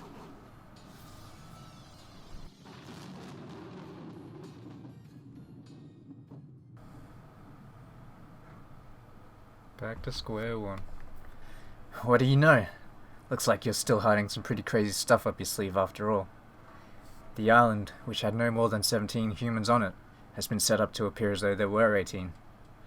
Taking one off makes it 17, so we've finally reached the correct number. This way, the wedge I knocked into you has been removed. We'll have to start the fight over, back from square one. The blue wedge that had sewn Beato in place broke apart. There was no longer anything piercing her. The scars on her body had disappeared completely. There stood, just as Battler had hoped for, the figure of the majestic golden witch who ruled Rikenjima. Then come, Battler, once more from the beginning. Try and break through everything with the blue truth. I too will no longer play run or hide. If you are worthless, then I shall end this match right here, right now. With my grand victory, I'll make you regret your refusal to compromise for all eternity. Come, starting from the first game. Right. From the first twilight of the first game. There's nothing strange about the murder of the 6 relatives that were found in the gardening shed at the start. The crime was possible for any of those who didn't have an alibi. Valid. Continue. What about the next closed room murder with Ava and Hideyoshi? Even that chain was set for that closed room. I shall add to the red truth. Both deaths were homicides. Wait, what's a homicide? I can't remember. So someone killed them. It wasn't a suicide, essentially. So it's a Because murder. they were speculating, or he speculated that they could have killed themselves because no one else could get in. Yeah, okay. Both deaths were homicides. It is not the case that, after the construction of the closed room, one of them committed suicide after committing murder. Furthermore, the murder was carried out with both the victim and the perpetrator in the same room. No method exists for the perpetrator to commit murder from outside the room. Suppose that the culprit was a human without an alibi. In other words, the dead. We weren't able to identify some of the first 6 corpses because of their smashed faces. Maybe one was actually a disguised corpse and Culprit X killed those 2 after making us think they were a victim and hiding away. Then after the closed room murder was constructed, the culprit hid under the bed and waited for all of us to come and leave.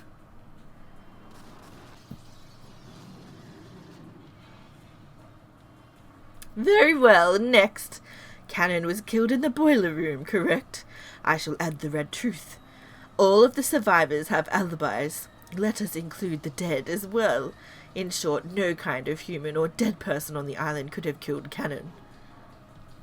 If no one could kill him, then he might have been the one to kill. Cannon-kun might have killed himself. Repeat it. Cannon-kun did not commit suicide. Cannon did not commit suicide. One more. Repeat it. Cannon-kun's death was a homicide. I refuse to repeat it. By that refusal, it may be possible to view it as a homicide, but you've already proclaimed in red that no one could have killed him. In other words, it wasn't a homicide. This is the same as the linked closed rooms from the 3rd game. Cannon-kun died for a reason that was neither suicide nor homicide. The details are unknown, but he died due to an accident. Because of the devil's proof, I refuse to explain what kind of blunder could have led to an accidental death, where a stake was driven into his chest. Ho ho, now that you have borrowed the power of demons, you are without peer. It is valid. In that case, what about the murders after that in the parlor of Genji, Nanjo, and Kumasawa? Naturally, Maria, who was in the same room, did not kill them. And of course, their 3 deaths were homicides.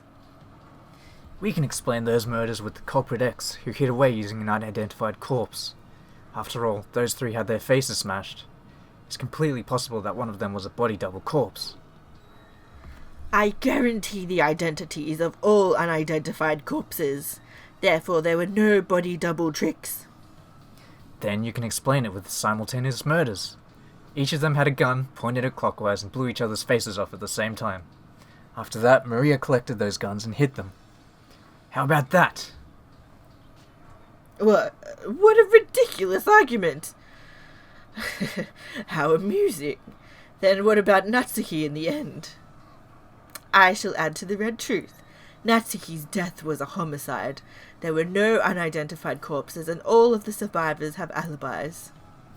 You can explain it with an indirect murder due to Trap X. Something was done to Aunt Natsuki's gun. It could have been a trap gun, built to send a bullet right into the forehead of anyone who tried to hold it up and shoot it. The bullet buried into Natsuki's forehead was not fired from her gun. It's possible that Aunt Natsuki was lured out by that letter whose contents were unknown. She was called out into the hall.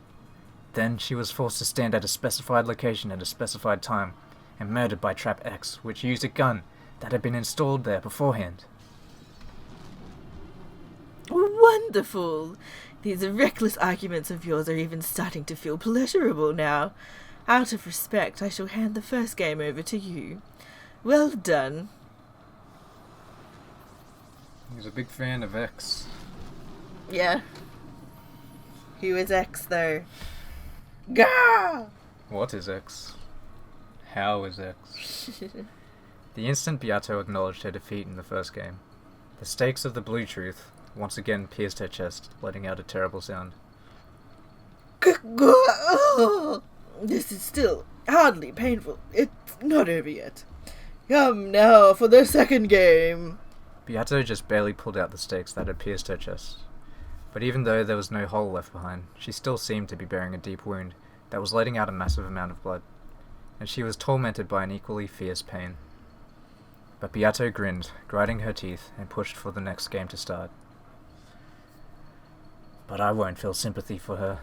Just by her existing there, we've been killed and harassed over and over, and Hanji's been burdened with a future of isolation. Correct, just by my being here and laughing, this eternal hell will continue. I won't give your little sister back. Let her cry over the family that shall not return for the next 1,000 years. Damn it! No compassion, no mercy. On to the second game. I'll start with the first crime. Right after it happened, I penetrated to the truth of the closed room murder where the 6 were killed in the chapel. Someone secretly borrowed Maria's key and secretly returned it to Maria's bag after the crime was over. From the time Maria received her key to the instant Rosa unsealed the envelope the next day, the key passed through no one's hands. That door might have had an auto-lock just like Gramps' study. In other words, it was unlocked before the crime, with a rock or something wedged in it, so it couldn't completely close, or close completely. Then, someone gave the key to Maria. The lock was automatic, so it's possible to make a theory where the key wasn't needed. There were no doors with auto-locks other than Kinzo's study. The victims locked the door from the inside. One of the 6 was the culprit, and this person killed the other 5, then pretended to be dead. The 6 were already dead by the time they were discovered. All of their deaths were homicides. All 6 were genuine victims and did not take part in a mutual murder. There was no simultaneous murder. There were people, Kumasawa-san in particular, who had no alibi at the time. If we assume that someone was hiding on the inside, then we've got no problems. There was no one hiding in the chapel. Therefore, the shut-in murder you suggest does not work. What's wrong is that all Ushiramiya battler? It's not so easy once you get to the second game, right? It was a thundering exchange of red and blue truth. The stakes and wedges of blue truth that I sent flying attacked one after the other, and Beato cut them down one after another with her red truth, her red treasured sword, knocking them down. But the blood she had lost from the first game was probably serious. This intense exercise was putting an even greater strain on her. I could also see her breath grow ragged. That's why I can't hold back now. I'll corner that witch. This time I'll break through her. Not yet. It's useless. It's all useless. My twisted logic isn't finished yet. Then what about this? The food they were given had small bombs in it, which exploded from the inside their stomachs. Oh my goodness. In other words, the crime was possible through Trap X. The exact nature of bombs they could swallow without noticing, and which could also blow open their stomachs, is a devil's proof. I refuse to explain.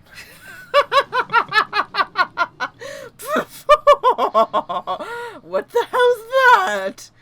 Small bombs? It's good theory, it's possible. But Beato failed to knock down the blue wedge as it flew at an angle like breaking pitch. It let out a large thunk and gouged itself deep into her left shoulder. However, even as the breaking pitch hit her, her laughter didn't seem to be stopping. Yeah, I get it. Even I think that theory's pretty screwed up. Laugh as much as you want. Got a problem with that? None. Quite a pleasurable, reckless argument. Next up is the closed room with Jessica and Cannon. No problems there. If the culprit was one of the servants, they could have used a master key. It's not even a closed room. After that, there was an attack in the servant room from a mystery person who seemed to be Cannon, and Nanjo and Kumasawa were killed, right? I had already proclaimed Cannon's death in red before that time, so who was that Cannon? If Cannon-kun's death was proclaimed with the red, there's no way he was alive. Therefore, there's a chance that the one who attacked that group was in a disguise that made everyone mistakenly think it was Cannon-kun. They would never mistakenly think any other person was Cannon. He is too tiny and short. Then, just like the heredity of Kinzo's name, there's a possibility that Cannon's name was inherited by someone.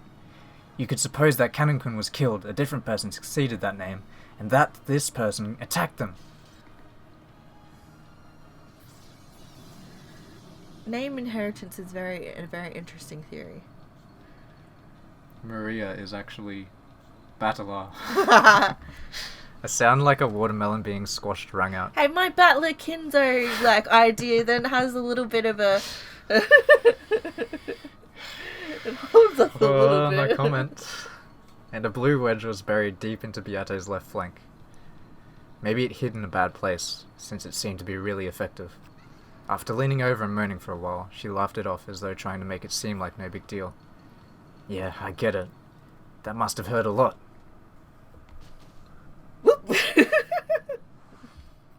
Yeah!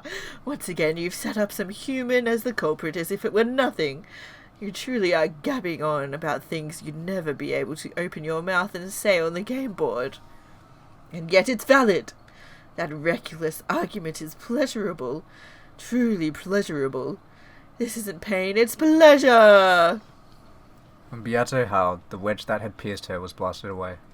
But the wound remained, and she continued to be tormented by a fierce pain. You ready? I'll keep going.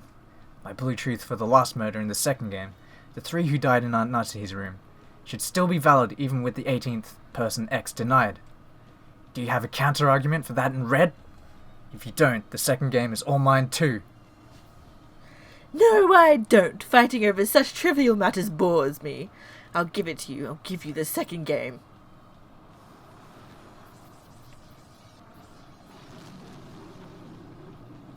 Each one of those little stab things, just think of those as small bomb explosions every time.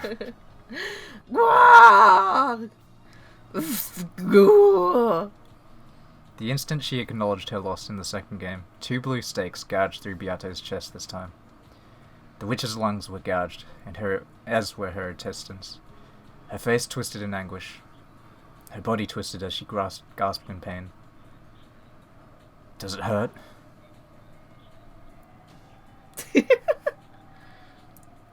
Hurt? No, this just tickles. At least compared to having your entire body turned to bits and turned into a pile of scrap meat like your sister. Oh, that's a low blow. I'll make you scrap meat too, then you siblings can all be mixed together like ground beef and pork. Yeah. I'll beat you to death. I'll tear you to bits the same way. Next, the third game. How long are you going to sit around all worn out like that?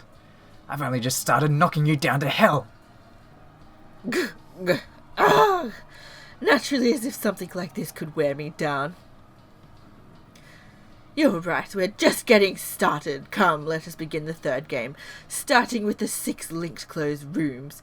You supposedly did penetrate this closed room at the time, but then you killed off Kinzo. At the time, I theorized that Gramps was the culprit, and that after killing the other 5 and stringing the keys across each room, he'd constructed his own closed room in the boiler room. And that there, he died in an accident while carrying out some kind of scheme, burning to death in the boiler. But now I've declared that Gramps was already dead, so I've denied my own theory myself, ironically enough. However, there's no problem. Plenty of people besides Gramps could have committed the crime. You could even claim that all the adults holding the family conference were in on it. All 5 master keys were discovered, each in the pocket of one of the servants. The individual room keys were found inside envelopes alongside the corpses. In short, all keys related to the linked closed rooms were inside the linked closed rooms. No key could have been returned from outside the room using the crack of the door, the crack of the window, vent, or any place of the sort. Then they were killed with poison gas. Even if a key couldn't pass through, gas could, right? The murder was carried out from the outside the closed room. Yep. All of them had what appeared to be gunshot wounds that were fatal. Murdering them from outside the room would have been impossible. I shall say more with the red. When the 5 other than Kinzo were killed, the killer was definitely in the same room as them. I already proclaimed in red at the time that they were no suicides. After the murder of each person in their respective rooms, the culprit created a linked closed room. But the culprit had no way to return just the key to every room, to the very last room. And yet they were able to do it. After all, the first person to discover a corpse just had to pretend to find the key and pull it from the pocket of one of the corpses.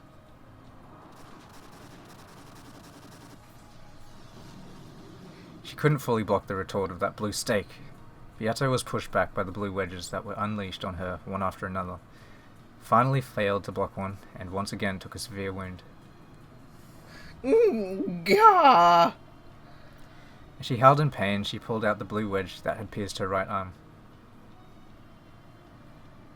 Beato's entire body had been torn apart and pierced with blue wedges, stakes and blades, over and over again, and now she was totally covered in blood. But even so, Beato grinned, cackling as though this was amusing. How could a man who promised to bring Anji's parents home voice a theory where those parents are culprits? Splendid, even that's just fine, right? Go be a big, happy family getting their hands dirty with mass murder.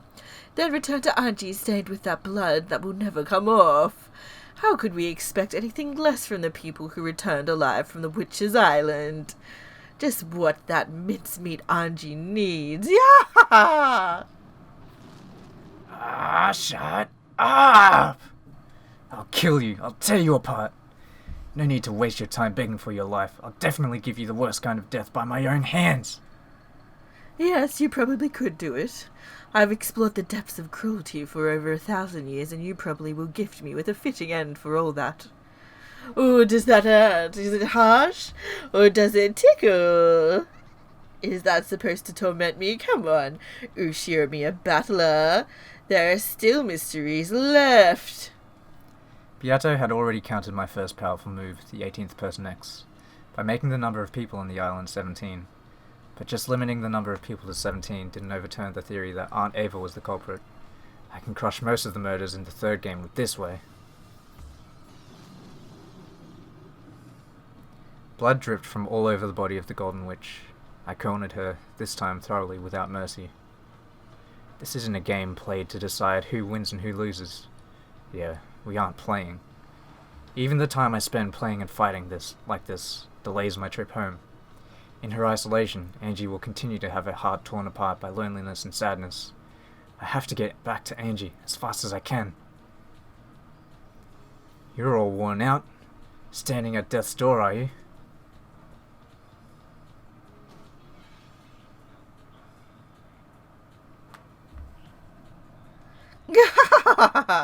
It still doesn't bother me.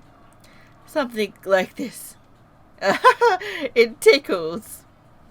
It looks like you don't need any mercy. I never asked for it in the first place. I'm going all out. Do so. When our roles were reserved, I showed no mercy. So you ought to do the same when given the chance. Otherwise, I'll summon another isolated Angie from a different world, and this time I'll tear up her arms and legs, stick her with a spear and roast her, okay? Shut up! Never again. Not my family. Not my relatives. Not any of the servants. I won't let you make them your playthings. I've already broken through all the mysteries in the 4th game with the Blue Truth. The only one left is the very last one from the 3rd game. Only the murder of Dr. Naku. Oh, have I already been cornered so far? Oh, what a precarious state I'm in. She coughed violently, spitting up blood. Her insides had been punched through so many times, it was only natural. In other words, the mystery of Dr. Naku's murder is the last line of defense for you being a witch, right? As you say, if you defeat that, it will mean that all of the mysteries have been defeated. Unless I counter one of your truths with some new red truth or present a new mystery, I will die. You don't look like someone who's been pushed into a corner, standing on the brink. You still have some kind of hidden pitch up your sleeve, right? Well, who knows? I have already tired of a too long life after 1,000 years. I've started to think that having this life ended by a rival like you, whom I stumbled upon at the very end, might not be so bad. You can do it, can't you? Do it. I beg you, kill me. I'm always the one killing. I've never had the experience of being killed. I've killed the 18 of you hundreds of times, but I haven't been killed myself even once. So I wanted to experience it just for myself. It was a graceless show of boldness, unchanged from before. But blood dripped from her mouth. Her once beautiful dress was covered with holes, and blood poured from all over her body, making her physical appearance stand in sharp contrast to her attitude. Maybe the shot she had taken to the flank was still tormenting her, since she was still pressing down on it unconsciously, without a trace of grace. But I've got no time for pity. As long as I feel sympathy for this witch, my family and I won't be released from this place. Until I defeat her, we won't be able to go home. In the outside world, it may be possible for even enemies to understand each other when circumstances change. But pure evil does exist. Evil that brings misfortune just by existing, and is to be spared no compromise. Just by its continued existence alone, it's evil. I don't pity you, just like how you don't show pity for any of us. Well, of course. All of you are just pieces in the game. It's just unbelievably fun to think about which 6 to kill in the beginning, how to kill the next 2, and whether I can find a much, much more grotesque method of murder, you see. Hey, Battler, I've reformed a little, so forgive me this time too. If you do, I'll change my methods of killing into something a little better, okay? I'll listen to how you want them to be killed and in what order. Got it? It's so fun toying with people's lives. I'm sure you could think of a way to turn Angie into a pile of scrap meat much, much more thoroughly. Come on, Butler. Try to expose the truth of Nanjo's murder. The 18th Person X has been defeated, but I won't give in. I'll stop that witch's breathing cold. The end of the 3rd game. It was announced and read that the survivors at that point in time, Battler, Ava, Jessica, and Nanjo, were all uninvolved with Nanjo's murder. And it was also proclaimed that he was murdered directly by someone before his eyes. All other people had the strongest possible alibi by having their deaths proclaimed in red. I'll break through this without using the 18th person X. Think, don't stop thinking. Her red doesn't only bind me, it's also supposed to be her weak point. I've got to somehow use it against her. That's right, there's still a gap. Yeah, this way I can break through it. This way Beatrice's Legend of the Witch is finished. True, the others probably were dead. However, their deaths were not proclaimed in red at the instant Dr. Nanjo died. Strictly speaking, it was in the fight between me and Ava after Dr. Nanjo's corpse was found. In other words, if someone was alive at the time Dr. Nanjo was killed, and then died before Ava made that proclamation, you can sew right through the crack. In other words, it's like this. Someone who was first confirmed dead by Ava's proclamation was a culprit. They cleverly played dead earlier and waited for us to come and go. Before their death was announced in red, we were made to think that they died. Then, they killed Dr. Nanjo and later died for some reason. After that, Ava proclaimed their death in red. That theory can explain Dr. Nanjo's case. How's that, Beatrice? When he forcefully asked that question, there was a terrible sound that could only be likened to that of a compressor, and a blue stake that was as thick as a log appeared from under the earth and skewered the Golden Witch Beato, pulling her up into the air. Ugly tearing sounds rang out, and each time a blue stake or wedge would appear and pierce Beatrice's body.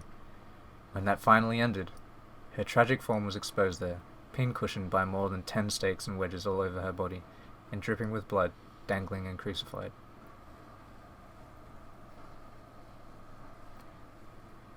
There was none of the dignity of the brutal witch who had sneered at the honour of the dead and toyed with and killed hundreds of the living. The rain, which had started falling at some point, quietly tormented the cruel, crucified witch. As Battler heaved with his breathing, he waited for some kind of answer from the Golden Witch. Although it wasn't long, it took the witch a bit of time to show any signs of life. It hurts. It hurts. You got what you deserved. Now you can experience a portion of the pain felt by all those you've killed. Even as he said that, it seemed Battler had lost a little of his momentum at this extremely pathetic sight. Even if it was an enemy, he couldn't look straight at a woman exposed in such a brutal fashion. But even so, unless he destroyed Beatrice, this battle wouldn't end. Battler, I beg you. Huh? Beato let out a sob. It hurts. It really hurts. End it. Even with this, I still can't die. Even though it hurts so much, I still can't die. What are you asking of me? End it. Release me from this pain. Beato's expression was soaked with blood and tears. Battler certainly had been tricked by her at one point, so he was probably able to suspect that her expression, that even her tears were an act. However, Battler believed in those tears. After all, those tears had the red of truth mixed in with them. What should I do? What can I do to end your pain? I will now expose everything. This is my heart. Your heart. Me. Beato. Kill me. Just let me die. Ugh. Were those tears from pain and torment, or else? Either way, that pathetic expression was painful for Battler to look at, even after burning with such anger.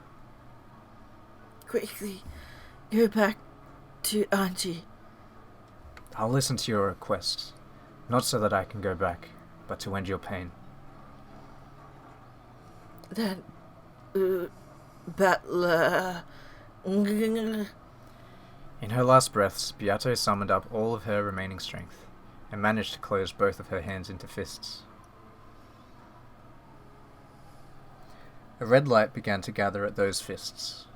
Then she lifted her arms, as though appealing to the heavens for something.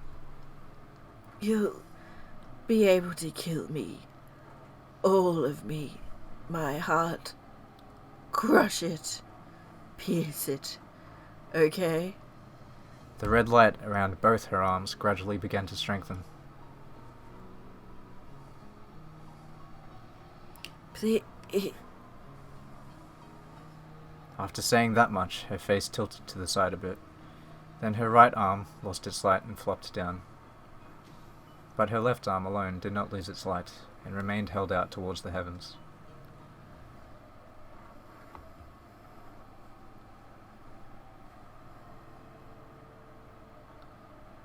Then, before Battler's eyes, another Beato appeared with a faint form, transparent like a curtain. The crucified Beato had already lost consciousness. However, the newly appeared faint Beato quietly looked at me, her eyes expressionless, and spoke. Ushiromio Battler, I will now kill you. And right now, there is no one other than you on this island. The only one alive on this island is you. Nothing outside the island can interfere. I understand. This is the last mystery Beatrice will be able to make as a witch. She's trying to offer it to me, entreating me to solve this final mystery, and kill her. Do it. I'll accept your final mystery. You are all alone on this island, and of course I am not you. Yet I am here now and about to kill you. Like a souped-up version of Dr. Nanja's murder. So? Who am I? Is that your final question? Who am I?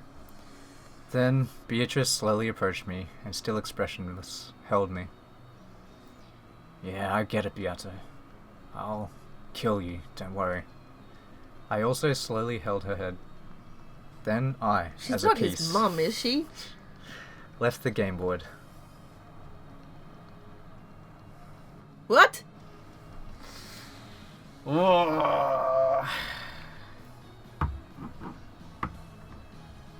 Died on the 10th Twilight. What?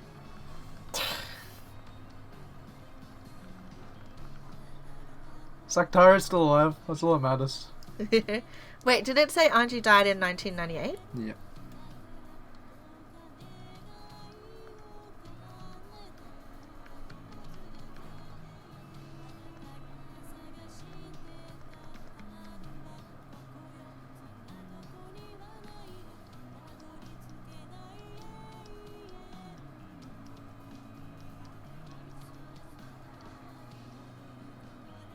Runaway died. Runaway died? Yeah, he died at the start. Oh wait, Genji is Runaway Runaway. I'm Genji, thinking yeah. of... Yeah, okay. Runaway will probably come up at some point. Well, I guess maybe it could be like inherited names. So you got like all the magical ones now. They're still alive, so it's all good. The most important stake, Is who? Lisa Ho.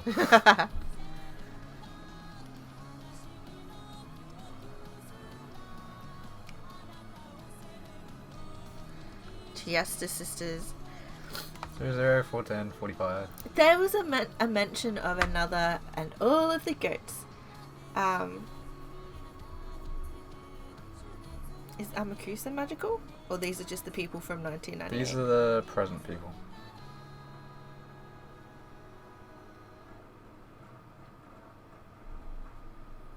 That's Kumasawa's grandson. That's right. Fourth game, Alliance of the Golden Witch. The end of the entire series. Oh, my eyes are Yeah, going. no, it always does that to me every time.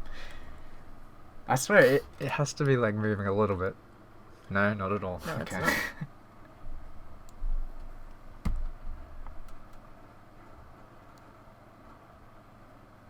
Oh, that's the end. Except there's still another tea party. It's tea party time. Still here. Tea party Wrong time. one. What is in the tea party? Some answers that make sense. More sense than bombs in your breakfast. Oh, we're still in the question arcs in this tea party.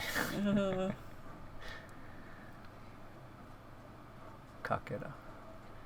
What is that? 5 quadrillion? Dunno. Bet it is. Scattered on a large bed were cute jelly beans of various colours, and chocolates shaped like ohajiki pieces. A fork was stuck into a shortcake peeking out of a gift box, and there were decanters with drinks of various colours lined up on the side table. But the colour of the partially finished drink that had been poured into a cup was venomous, matching none of the decanters. Someone had probably been playing around mixing various things together. Sounds like a very Maria thing to do. Yeah, that she said she wanted to do that. That can be lots of fun, if you don't mind the taste. On top of the fluffy bed were several colourful big pillows like something from a dream. Is it the resting Beatrice? And on this bed, that looks like something out of a child's dream world, Bernkastel Bernkastel. Say it lay right. face down, and Lambda Delta lay face up, clutching a pillow and relaxing. It was pretty thrilling this time, wasn't it?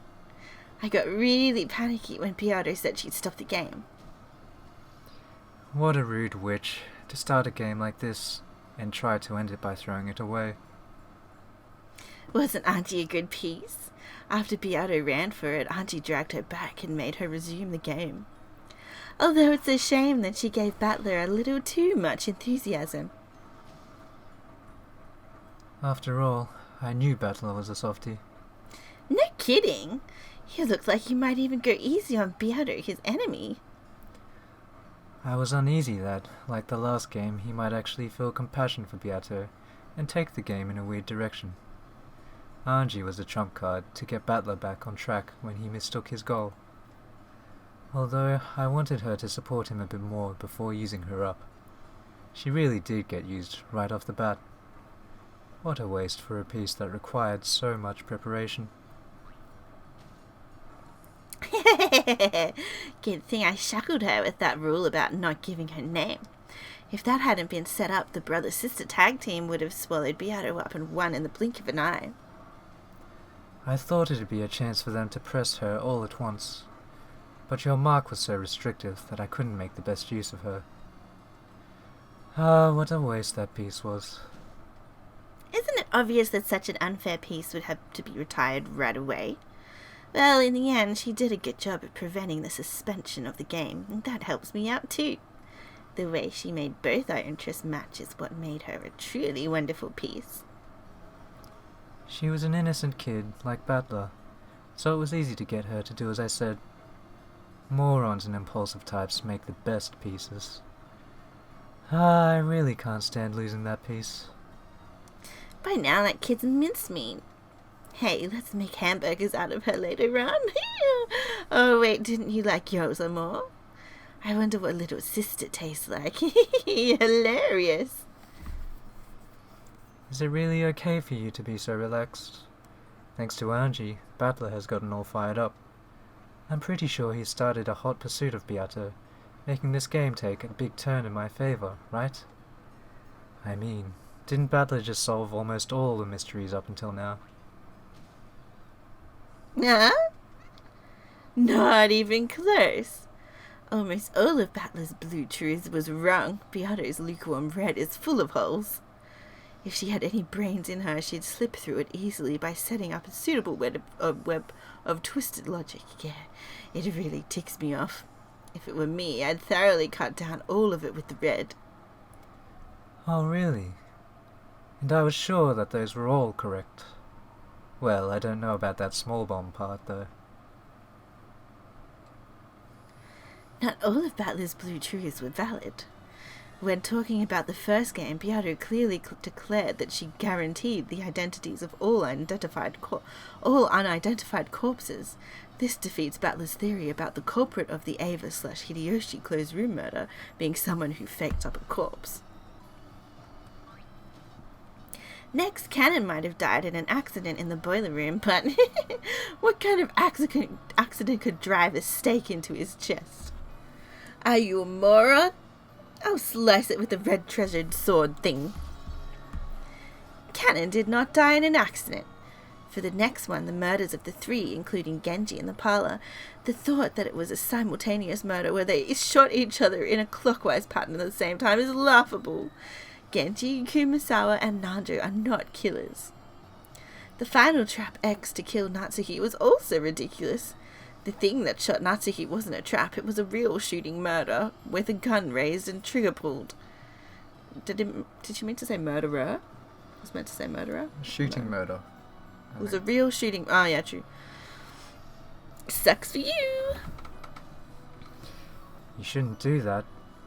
Saying something like that in red. That kid's trying to say that she bounced Natsuki's bullet back with magic and killed her. Oh my, how terrible of me. You're right. Even the blue truth for the second game was way too naive. When the six were murdered in the chapel, the culprit was inside the chapel. That guy keeps trying to explain things using Trap X. What the heck is Trap X? Some weird mystery novel cliché? It's also laughable to say that in the case where Nanjo and Kumasawa were killed in the servant room, someone else inherited Cannon's name. No one else can go by Cannon's name. A different person can't claim that as their name? And that theory about borrowing the master key from Rosa for Natsuki's room is also worthless.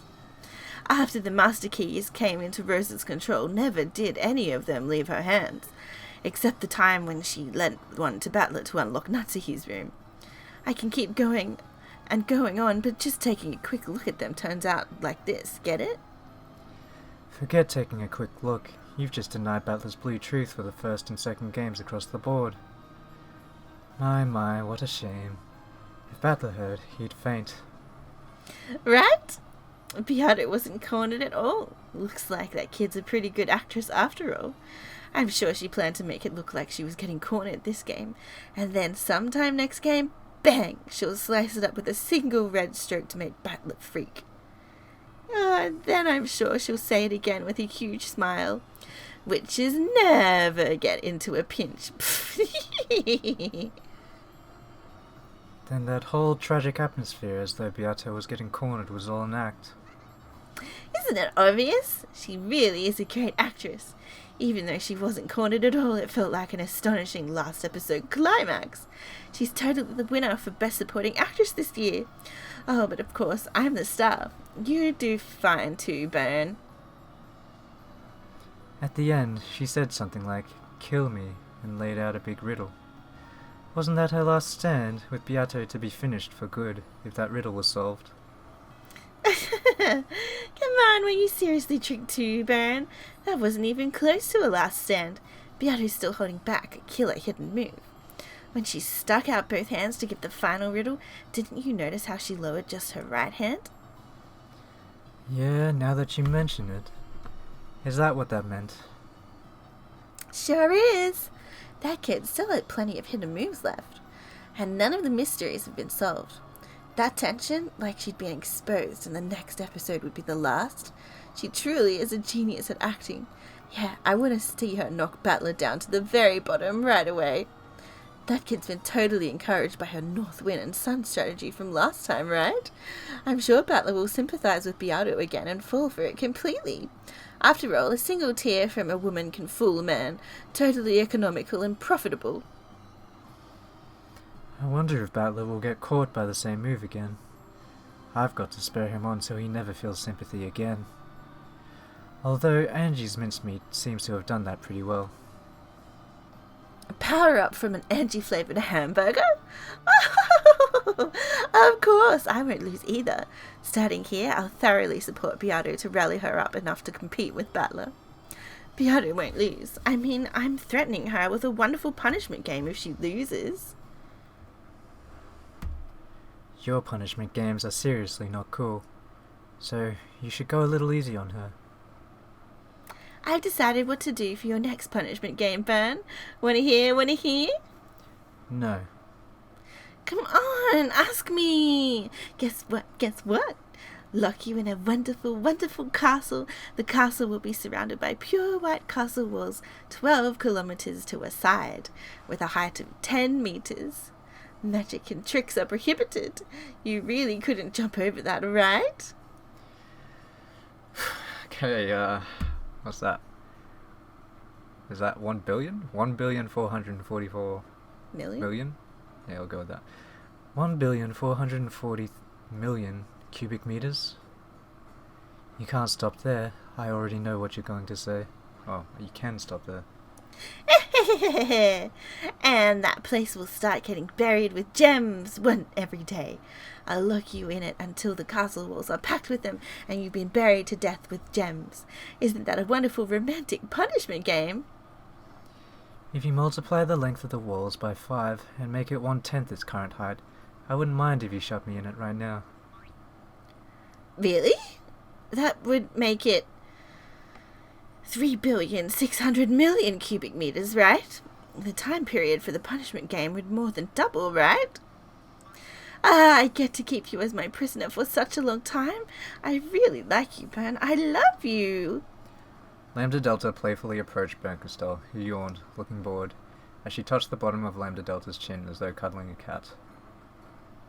You're betting on Battler's victory, and I'm betting on an eternal tie for the two of them. Doesn't that mean no one's betting on Beato's victory? I wouldn't. Her chances of winning are 0. Oh, how truly pitiful, being told by the Witch of Miracles that there's no chance of a miracle. Although I wouldn't bet on her either, right? I can say that with certainty. It's also pretty sad when the Witch of Certainty says that you're certainly screwed. Unusually for them, they giggled together. I wonder how this game will resolve itself. Yeah, that's the one thing we can't predict. That's why it's fun. I won't permit escaping or suspensions any longer. I'll certainly make them continue their game, and I won't let them run away, even though I can't even imagine what will happen next. I know it certainly won't end that way. At the very least, it won't end with Beato's victory. I mean, think about it. Neither of us is betting on Beato's victory. In other words, if it looks like Beato is going to win, she'll have us two great witches as enemies. Exactly. Our powers are most in equilibrium, when balancing between a tie and Battler's advantage. If it tips too much in Beato's favour, both of us will line up along the same vector and drag Beato back. In other words, the instant Beato is in a superior position, she'll have to deal with both of us as enemies. A common front with Ben sounds fun. Thanks. But I'm not going into a competitor candy bath with you.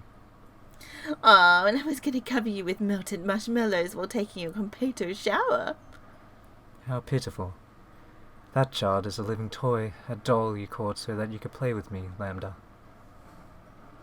I'm good at playing with dolls. I really can do it well, okay? I'm proud of being able to play with a single toy for hundreds of years without getting tired of it. You're her ally at some times, and oppose her at others. Toying with her for all eternity. How pitiful. That kid is now our doll.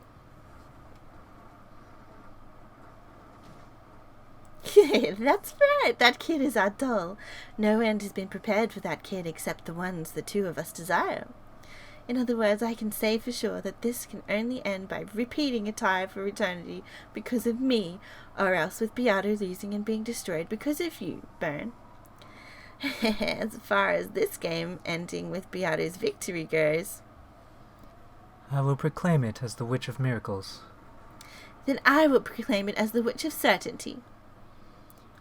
Beato Certainly cannot win.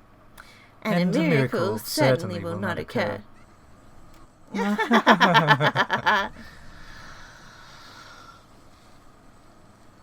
There it is. Sitafu.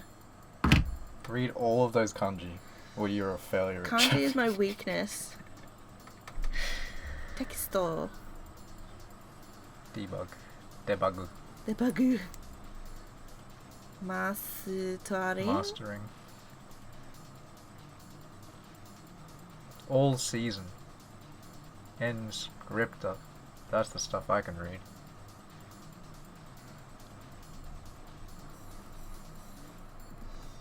Yo? This is too fast. Too fast. Something. Akiko. Senoriko.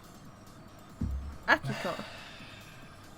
Do do do do boom boom boom boom boom boom boom boom boom boom boom. So there's one more tea party after this, right? No, that's it. That was the tea party. Once these credits are over, episode 4 is truly done.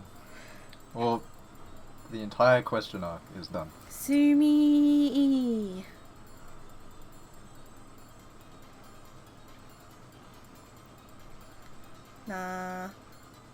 Sunny.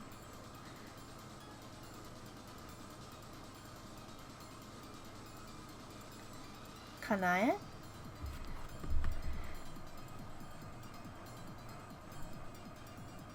Special thanks. I think these are Special all thanks. these are all music credits. I think. Why is it the 7th expansion but the 4th? Whoa. The 4th. Oh. This is too trippy. What do you mean 7th expansion? It says 7th expansion. 7th expansion is the indie company studio. I don't know. Oh. Bilingual HD version. The Witch Hunt. Wait, is the Witch Hunt the group of... Uh-huh. Thank you, the Witch Hunt, for translating. A long time ago. The Golden Witch has prepared a gift for you in commemoration of your stay. What did you give me? A curse? No, it's probably just the music box. We're done. Done. Now to never continue the series. No! So what's your thoughts then?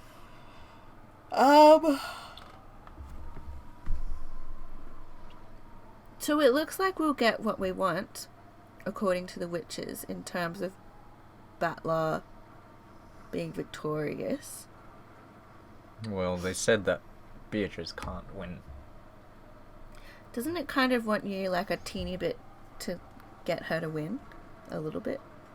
What, because they were teasing her? Because she's the underdog. Well, Battler was the underdog the whole time. Yes, Battler is the general underdog. Do you have any I don't know, do you have any theories on what's going on?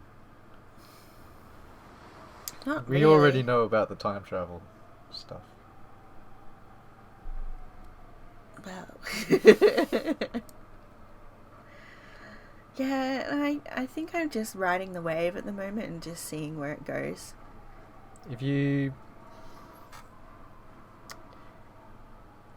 I don't know, if you had to choose, like, I guess a culprit, who do you think would be the most likely? Unknown person X? Unknown person X. Or unknown person Y? I am thinking potentially it might be multiple murderers. So there's a few people going around, possibly in the same group or different groups? Different groups, I reckon. I reckon there's multiple murder. I don't think it's one serial killer. Mm-hmm. From the information that we've got in the past couple chapters. And there could be various reasons too, like it could be self-defense or other stuff as well, like as to why people were killed. Or an accident. Just Just fell on a stake. Fell in the furnace and burned to death. Well, where are they getting the stakes from? That's the question. Yeah, where are they getting Kinzo's Because study? you remember Anji had a stake Yeah. in the present. Yeah, that's true. Auntie had a stake. So they're a real thing that exists. Could it be possible that, because we know Kinzo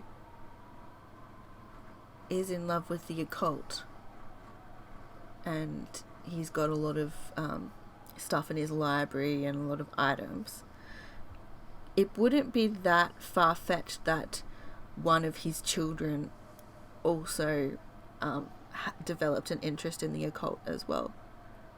Because at the moment it seems like they're all just like, oh, like that's just so silly. But it wouldn't be that surprising that somebody else could be interested in it. Who do you think would do that? I have no idea. That's the thing. Like, none of them seem like they could, but it doesn't mean that they won't. Like, it's also a possibility that they... Kraus is like... What is Kraus like? He's big boy honcho of the family. Yeah. And I don't know. I can't really see him getting into it, but could be a fake out. Ava... Ava's like middle child Maybe. syndrome. She's like so jaded that I guess I could see her being well, like, we already know my she... father is so into this, I need to be into it as well. She's got her own ideas and versions of magic. So she's not totally opposed to it. She's not like That's true. the Sumidera aunt. Rudolph, I don't know. Rudolph and Rosa? I think, okay, so they all kind of inherited something. Yeah. Kraus is like a gambler. If you couldn't tell, he's lost a lot of Yeah. money through his investments. Ava is, I guess, pride.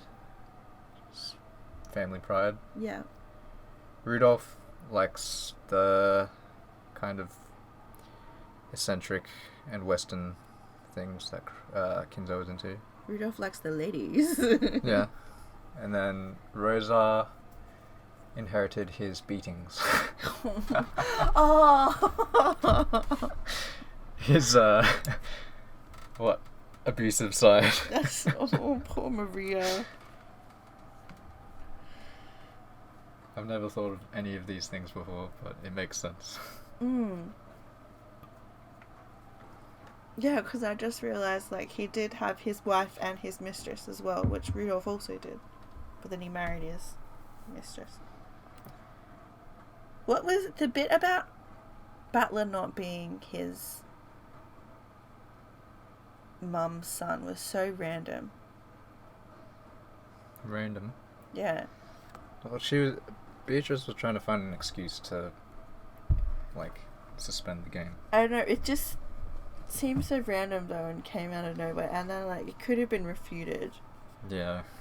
Easy refute, but... But it wasn't. I think it's, like, the witches, like Lambda was saying, essentially it was pretty easy. And even Anji was like, you gotta respond and all that. Yeah. So, like, they knew it was possible. It was just, I think he was just so shocked that he wasn't birthed from his birth mother, supposedly. And so he was just trying to figure that out. Well, I don't understand why why Asumi would have married him if he had someone else's kid then. Because I thought, maybe I've got this wrong, I thought that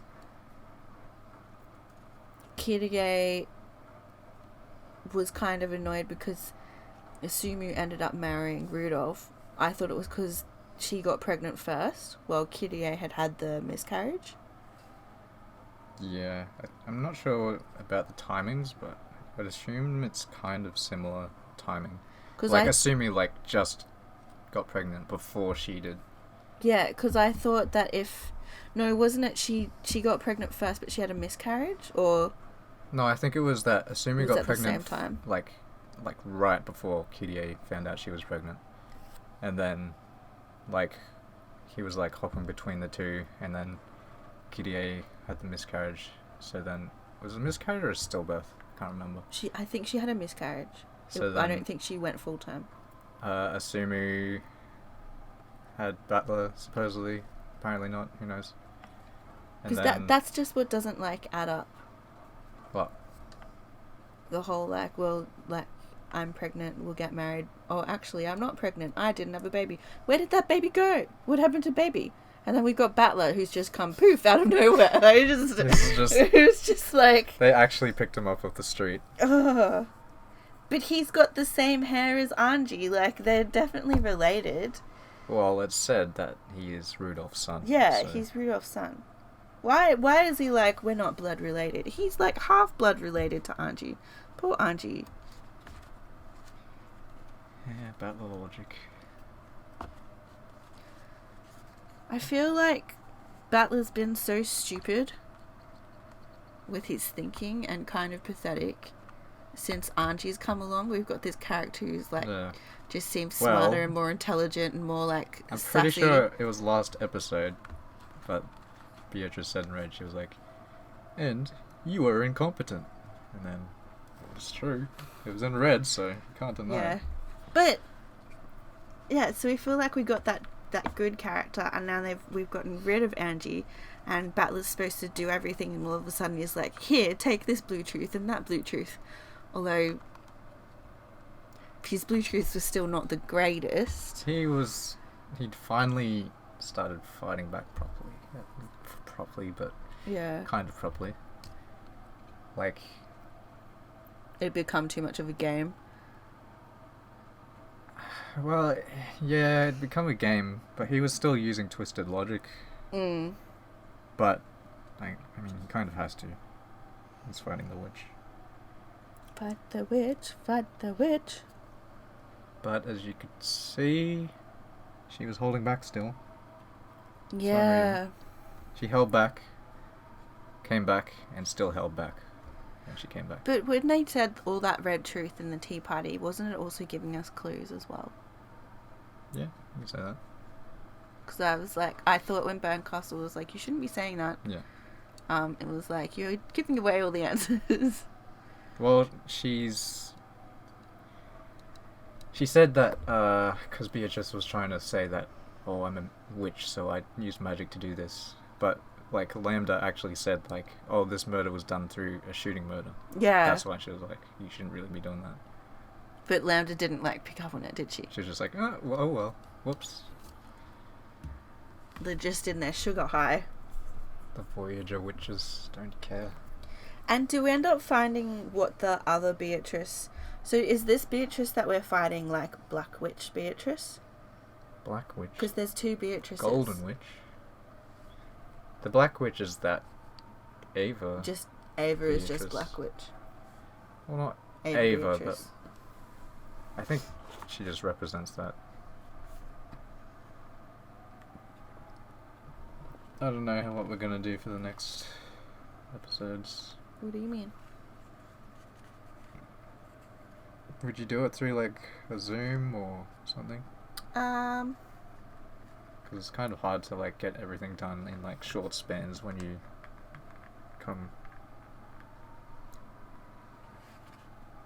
She's got work and all that. Yeah. Anyway, we'll have to figure that out. Well, I've ordered the microphone, You got it? but it's on back order, so I don't know how long it will take to arrive.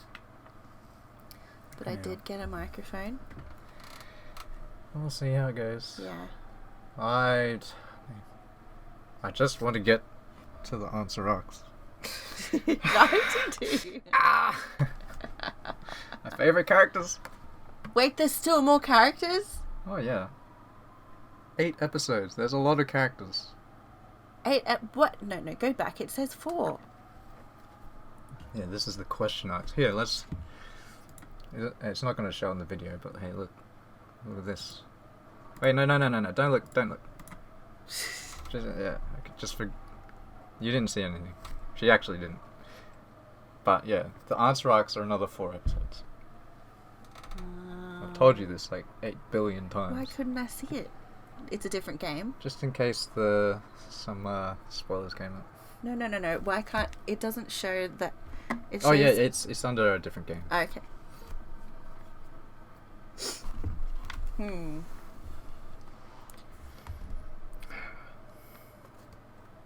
We've had Angie, we've had Maria. There's one more. One more. Is it going to be one of the spoiler characters I might have seen? You've seen them before. You walked in while I was reading one of the episodes. Oh, that would have been ages. That would have It was a been long time years ago. ago. I think it was last 1 or 2 years ago. I do remember you like. This is when you would have been in high school reading I don't think it was this story. It was a different one, and there was like a grey-haired character, and it was raining. But that's all I remember. Grey-haired character, and it was raining. Yeah. Like there's actual rain animation. I thought. I mean, I don't think I read any visual novels other than this back then. Oh really? You didn't read any other one? Oh, maybe it was this one then. A grey-haired Just with character. different sprites. You What, might like have been Vigilia, using... maybe? No. I thought it was like a grey-haired boy. Maybe it was Kirie. Oh, it could have been Amakusa, maybe. He's got like... No. Oh, okay. Yeah, I don't know. Not canon. He's got grey hair. And Cannon's got black hair. Got grey hair. I feel like this background is more detailed though. Like it looked like it was on a little DOS box that you were reading it off. Yeah, it basically was. Oh, okay, maybe it was that. No, well, I read the only one I had physically back then. No, wait, that's not true. I did purchase. I thought it was one that you got and then you lost it, and you never. Okay, never been if able that's to the get it case, then again. yeah, it would have been. I would have had the. It would have been episode 5 or 6, I think. Oh really? In high school? Well, yeah. I got into the series because of episode 5. Ah, okay, yeah, true. Like, the anime was just like, that was a thing, and then I went on to the novel and it was like, whoa. Episode 5, whoa. So we're on to episode 5 next, or Mhm. episode 4 next. Episode 5. So the episode 5. So will this mean I'll be like, yes, episode 5? It's, yeah, I much prefer the answer arcs, personally. Episode 4 is pretty good, like, Will I get my mind blown? no, No. not at all. Will we have our Steins Gate moment? What? Time traveling. I can't tell you that. Oh, the plane. Time traveling Maria, time traveling I Battler do Kinzo. wonder, was this a plot hole What? where we had, going back to Auntie and Sumidera, Hmm? she said that the wind blew her soul out over to the hill, but then the Sumidera family came and found her anyway. Yeah. But wasn't that her soul? Not her body? No, I think it's just like a metaphorical, symbolic, spiritual moment that Angie had. She was watching all those, like, pastor programs on TV. Oh my goodness. I could probably do I honestly thought it was going to be like her ripping the pages of the diary out, I actually thought that when I And- was reading that then, and too. then like the wind would carry them out into the valley wherever Maria's body was. No, I thought she was going to rip out the black pages and leave, like, the happy memories she had. It seemed like she was going to do something. Yeah. Well, she actually might have. It's just the Sumideras came. Oh, because I was really interested in seeing what would happen when they got to like the dark magic places and things, because that would, I was like, surely that would change the attitude. But they never got to that. You know, she got so mad when they tore up the ooh. Yeah, that changed the way you looked at Maria's ooze, doesn't it? It was like, oh, Marie is a great character. Maria's slightly sadistic. No, she has the best philosophies.